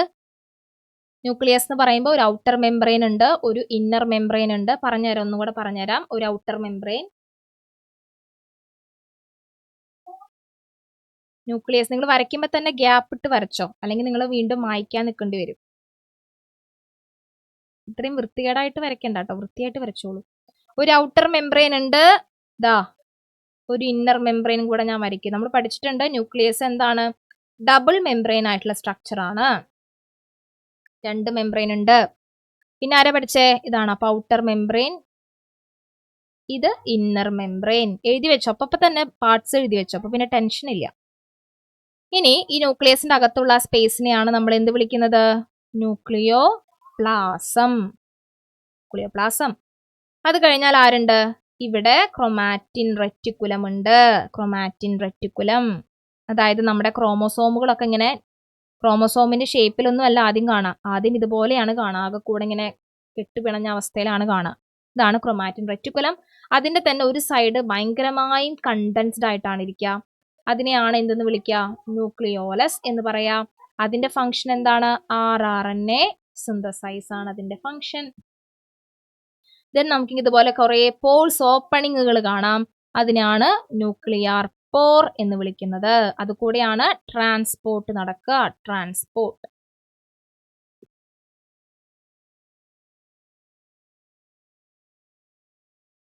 ഇത്രയേ ഉള്ളൂ നമ്മുടെ ന്യൂക്ലിയസിന്റെ സ്ട്രക്ചർ. ന്യൂക്ലിയസിന്റെ സ്ട്രക്ചർ വരയ്ക്കാനൊന്നും ചോദിച്ചിട്ടില്ല, പക്ഷെ ലേബലിംഗ് ചോദിക്കാം. അതുപോലെ ഓരോ ഭാഗങ്ങൾ, ഏതൊക്കെ ഭാഗങ്ങളാണ് നമ്മുടെ ന്യൂക്ലിയസിന് പ്രസന്റ് ആയതുള്ളത് എന്ന് നിങ്ങൾക്ക് അറിയാം.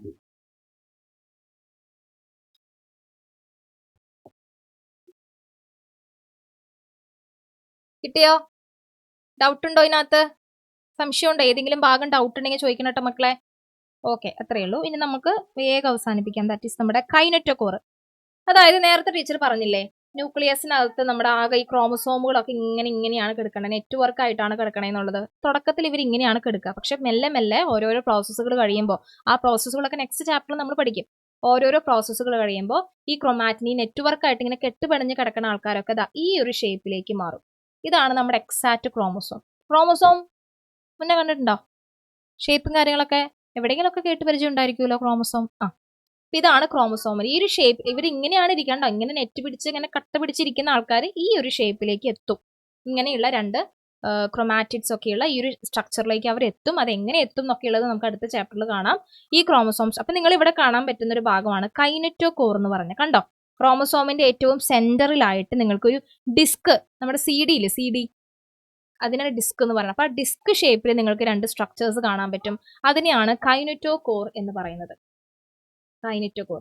കാരണം എന്തിനാണ് ഈ കൈനറ്റോകോർ എന്നുള്ളത്? കൈനറ്റോകോർ 10th ഉണ്ടായിരുന്നോ? 10th ഇതൊക്കെ ഉണ്ടായിരുന്നല്ലോ, അപ്പൊ പിന്നെ കുഴപ്പമില്ല. അപ്പൊ 10th നിങ്ങൾ സ്പിൻഡിൽ ഫൈബേഴ്സ് എന്ന് പറഞ്ഞ ഒരാളെ പഠിച്ചിട്ടില്ലേ? സ്പിൻഡിൽ ഫൈബേഴ്സ്, നാരുകൾ പോലെ ഇങ്ങനെ വരുന്ന. 9th പഠിച്ചിട്ടില്ലേ നിങ്ങൾ മൈറ്റോസിസും മിയോസിസും ഒക്കെ? അത് ശരി, ഞാനിത് ആദ്യം തൊട്ട് പഠിക്കണ പോലെ പറയാം അല്ലെ.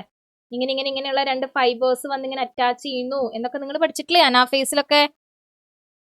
ഇല്ലേ? ഉണ്ടോ അഭിഷേകേ? ഓർമ്മയുണ്ടോ?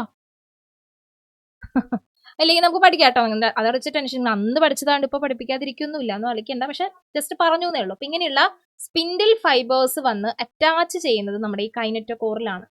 എന്തിനാ സ്പിൻഡിൽ ഫൈബേഴ്സ് വരണേ, എന്താണ് സ്പിൻഡിൽ ഫൈബേഴ്സ് എന്നൊക്കെ നമ്മൾ അടുത്ത ചാപ്റ്ററിൽ പഠിക്കും. അപ്പൊ അതോർത്ത് നിങ്ങൾ വിഷമിക്കേണ്ട.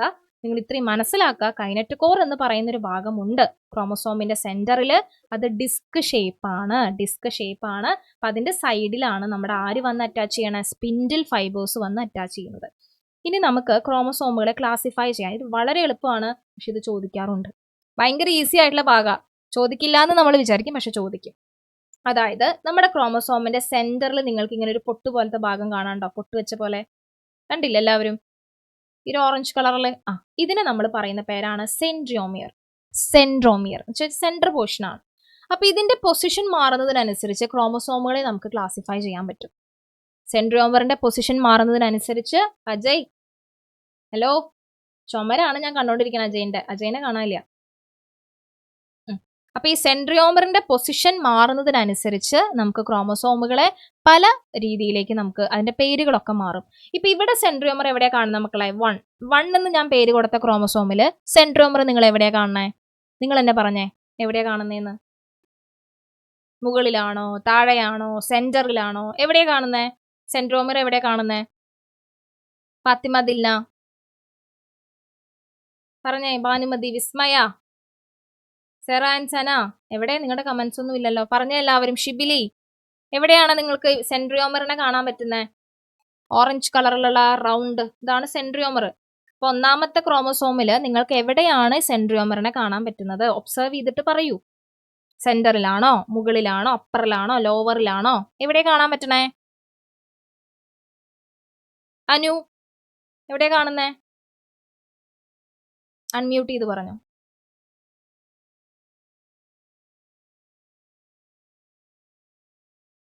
അൺമ്യൂട്ട് ചെയ്തേ.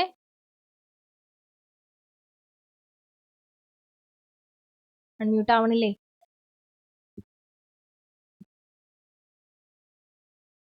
ആവുന്നില്ല. ഓക്കെ, ഒന്ന് കമന്റ് ചെയ്തേ എന്നാ വേഗം.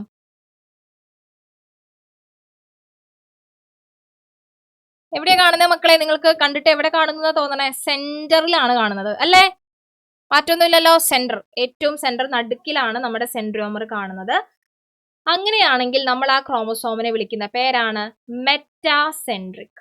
മെറ്റാസെൻട്രിക്, കാരണം കറക്റ്റ് സെന്ററിലാണ്, അങ്ങോട്ടും ഇങ്ങോട്ടും ഒന്നും നീങ്ങിയിട്ടില്ല. നമ്മൾ ആ ക്രോമസോമിനെ മെറ്റാസെൻട്രിക് ക്രോമസോം എന്നാണ് പറയാ.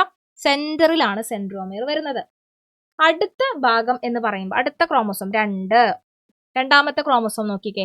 കറക്റ്റ് സെന്ററിലാണോ സെൻട്രിയോമർ ഇരിക്കണേ? രണ്ടാമത്തെ നോക്കുക കേട്ടോ. രണ്ടാമത്തെ ഒബ്സർവ് ചെയ്യുക. കറക്റ്റ് നേരത്തെ സെന്റർ എന്ന് പറഞ്ഞു, നേരത്തെ കറക്റ്റ് സെന്റർ ആയിരുന്നു. രണ്ടാമത്തെ ക്രോമസോമിൽ എങ്ങനെയാ? കറക്റ്റ് സെന്ററിലാണോ സെൻട്രിയോമർ ഇരിക്കണേ? ആണോ? അല്ല, സെന്ററിൽ നിന്ന് കുറച്ച് അകലെയാണ്. Little away from the centre അല്ലെ? സെന്റർ ശരിക്കും ഇവിടെയാണ് വരേണ്ടത്, പക്ഷെ ഇവിടുന്ന് കുറച്ച് മുകളിലേക്ക് കയറിയിട്ടുണ്ട്. അപ്പൊ അതുകൊണ്ട് തന്നെ മുകൾ ഭാഗത്ത് ക്രോമസോമിന്റെ നീളം കുറഞ്ഞു. മുകളിൽ കാണുന്ന ഇതേ നീളമാണോ ഇതിന്?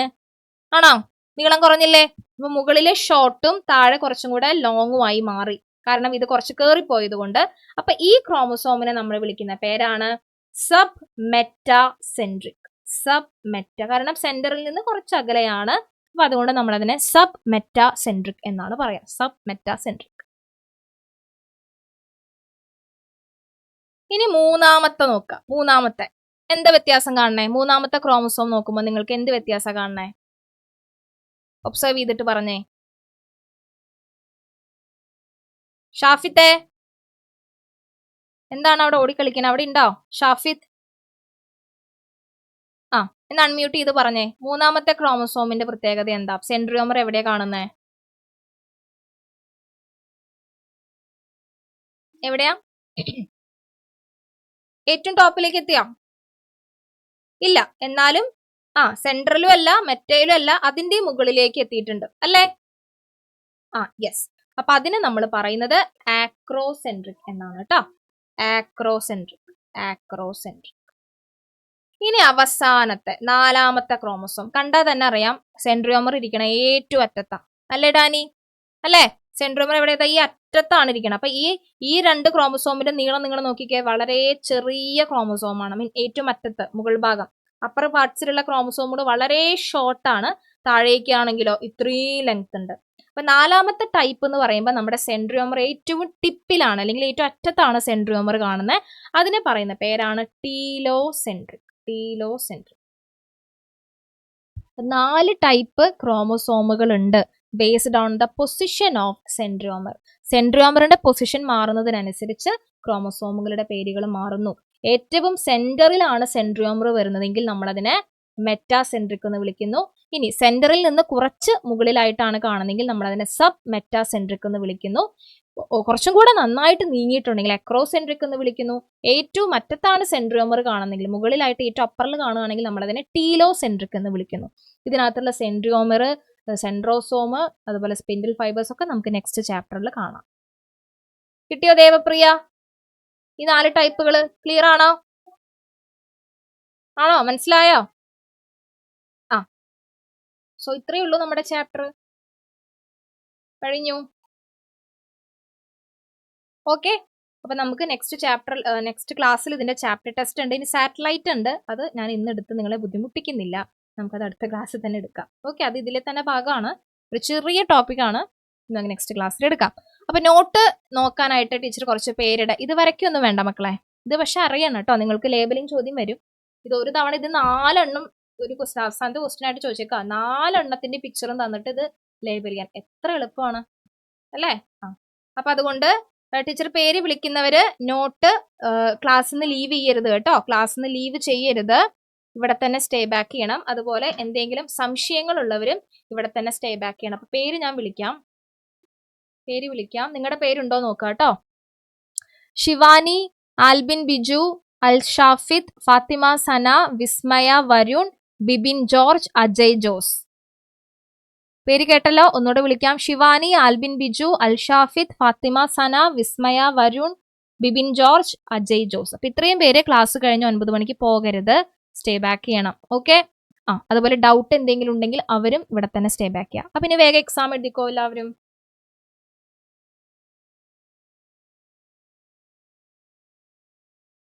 എക്സാം എഴുതാ, മാർക്ക് കമന്റ് ചെയ്യണേ. എക്സാം എഴുതി ആ വഴിക്ക് പോകരുത് കേട്ടോ. എക്സാം കഴിഞ്ഞ് മാർക്ക് എത്രയാണെന്ന് കമന്റ് ബോക്സിനകത്ത് പറയണം കേട്ടോ.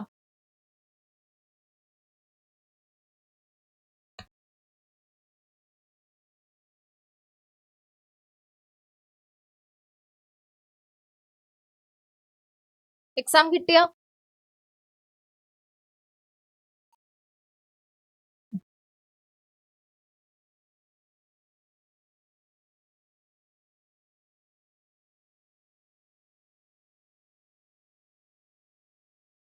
എക്സാം അറ്റൻഡ് ചെയ്ത് ഇത്ര പെട്ടെന്ന് ചെയ്ത് കഴിഞ്ഞോ ചിന്മയ? എന്നിട്ട് എത്ര മാർക്ക് കിട്ടി? മാർക്ക് കമന്റ് ചെയ്തില്ലല്ലോ.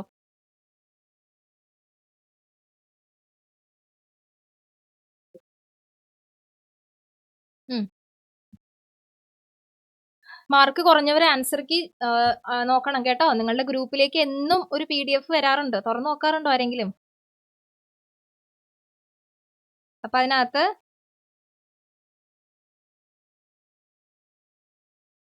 എന്ത് ചെയ്യണം? നിങ്ങൾക്ക് മാർക്കുകളൊക്കെ കുറഞ്ഞിട്ടുണ്ട്, എന്തെങ്കിലും മാർക്ക് മിസ്സായിട്ടുണ്ടെങ്കിൽ അതിനകത്ത് നോക്കുക, എന്നിട്ട് അത് തിരുത്തുകയും വേണം കേട്ടോ. Yes Vaiga, very good. Exam കിട്ടാത്ത ആരെങ്കിലും ഉണ്ടെങ്കിൽ പറയണേ. എക്സാം വരാത്തവരോ അങ്ങനെ ആരെങ്കിലും ഒക്കെ ഉണ്ടെങ്കിൽ പറയണം, നമുക്ക് നോക്കാം എന്തെങ്കിലും ഇഷ്യൂസ് ഉണ്ടോ നോക്കാം. യെസ്.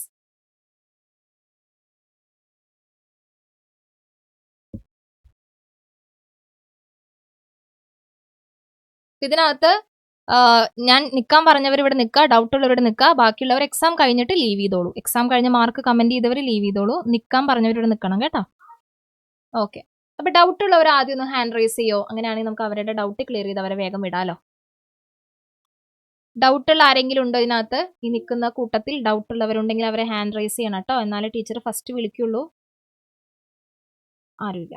ഓക്കെ, അപ്പൊ നമുക്ക് ഓരോരുത്തരായിട്ട് വിളിക്കാം. ശിവാനി, മോളുടെ എക്സാം എഴുതി കഴിഞ്ഞോ? നോട്ട് ഒന്ന് കാണിക്കാമോ?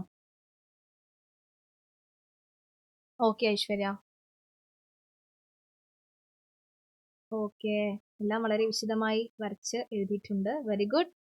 ഓക്കെ, അപ്പോ ന്യൂക്ലിയസിന്റെ പാർട്സ് ഏതൊക്കെയാ?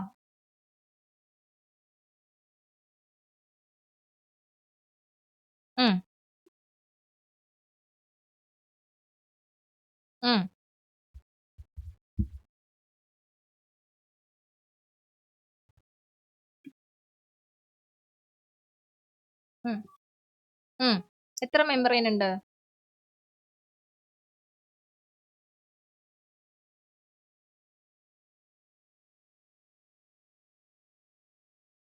ഔട്ടറും ഇന്നറും ഉണ്ട് അല്ലേ? 2 ഡബിൾ മെമ്പറൈൻ അല്ലേ? ന്യൂക്ലിയർ മെമ്പറൈൻ ഉണ്ട്, ന്യൂക്ലിയർ പ്ലാസം ഉണ്ട്, പിന്നെ ആരുള്ള? ക്രോമാറ്റിൻ റെറ്റിക്കുലം ഉണ്ട്.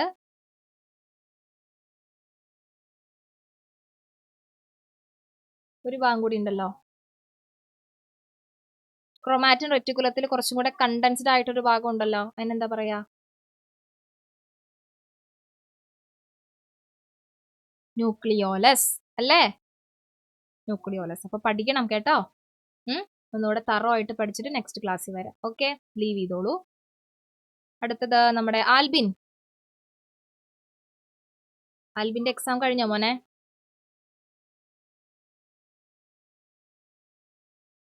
ആൽബിൻ ബിജു,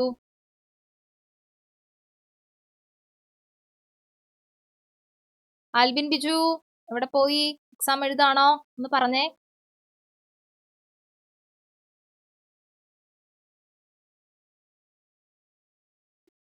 ഓക്കെ, നമുക്കപ്പോൾ അടുത്ത ആളെ വിളിക്കാം. ആൽബിൻ ബിജു വരട്ടെ. അൽഷാഫിത്ത്, അൽഷാഫിത്തെ.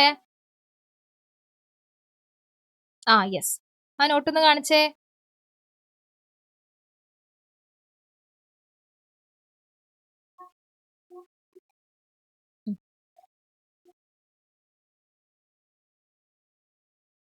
ഇന്ന് എഴുതിയത് മാത്രം കാണിച്ചാൽ മതി, ഇന്നത്തെ പോർഷൻ മാത്രം മതി.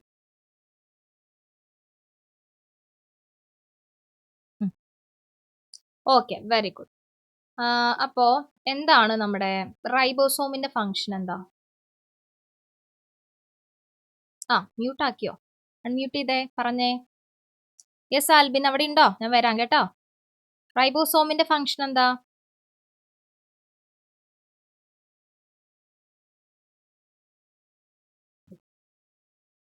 സൈറ്റ് ഓഫ് റൈബോസോമിന്റെ ഫംഗ്ഷൻ.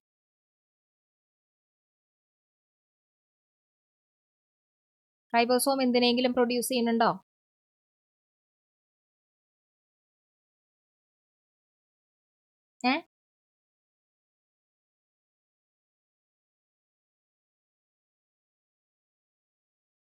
എന്താണ് പ്രൊഡ്യൂസ് ചെയ്യണേ റൈബോസോം?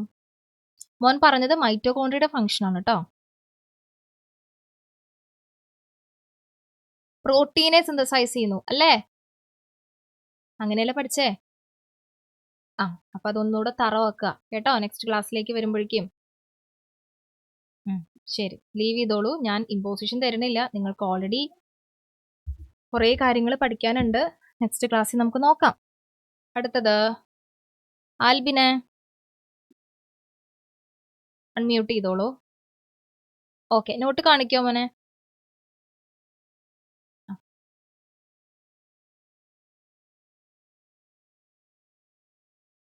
ഓക്കെ, ലൂക്കോപ്ലാസ്റ്റിന്റെ ഒരു ഫംഗ്ഷൻ എന്താ? Leucoplast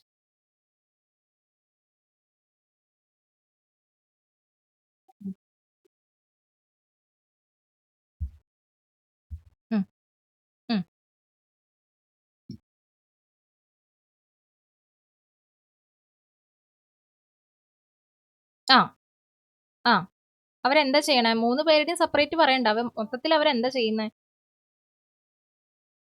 yes, storage. Yes, very good, leave ചെയ്തോളൂ കേട്ടോ. ദെൻ ഫാത്തിമ സന, നോട്ട് കാണിച്ച മോളെ.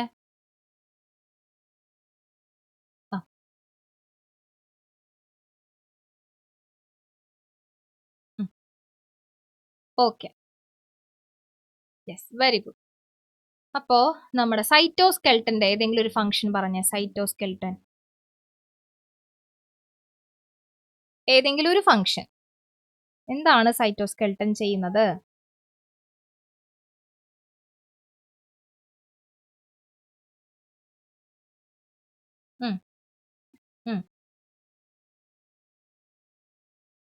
യെസ്, വെരി ഗുഡ്, ലീവ് ചെയ്തോളൂ കേട്ടോ.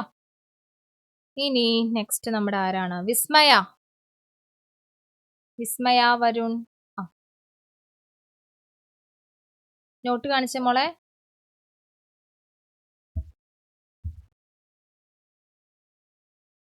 ഓക്കെ, എൻഡോപ്ലാസ്മിക് റെറ്റിക്കുലത്തിന്റെ ഫംഗ്ഷൻ എന്താ?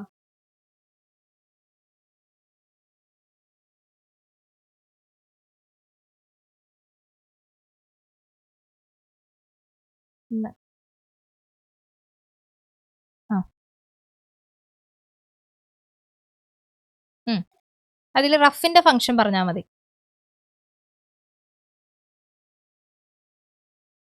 യെസ്, സ്മൂത്ത് ആണെങ്കിലോ? ലിപ്പിഡ് സിന്തസൈസും അതുപോലെ സ്റ്റിറോയിഡൽ ഹോർമോൺസിന്റെ കേട്ടോ, 2 ഉണ്ട്. ഓക്കെ, ഫൈൻ, ലീവ് ചെയ്തോളൂ കേട്ടോ. ഇനി നെക്സ്റ്റ് നമ്മുടെ ബിബിൻ.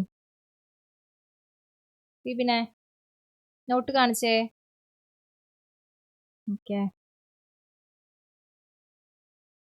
ശരി. ഗോൾഗി കോംപ്ലക്സിന്റെ ഫംഗ്ഷൻ എന്താ മോനെ?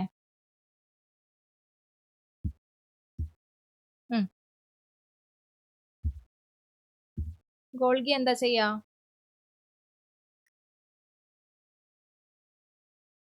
പാക്കേജിംഗ് ഓഫ് മെറ്റീരിയൽസ് അല്ലേ? Okay, very good. ലീവ് ചെയ്തോളൂ. അജയ്, നോട്ട് ബുക്ക് ഒന്ന് കാണിച്ചേ.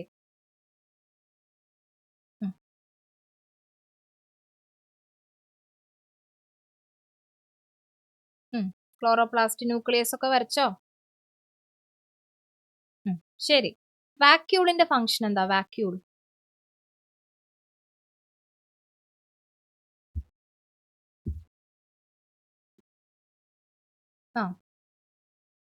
വാക്യൂൾ എന്താ ചെയ്യുന്നേ?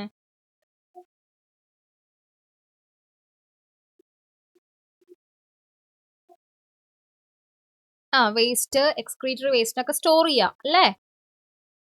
എക്സ്ക്രീറ്ററി വേസ്റ്റ് മാത്രമല്ല, അതിനകത്ത് വാട്ടർ ഉണ്ടാവും, സാപ്പ് ഉണ്ടാവും, പലതും ഉണ്ടായിരിക്കും കേട്ടോ.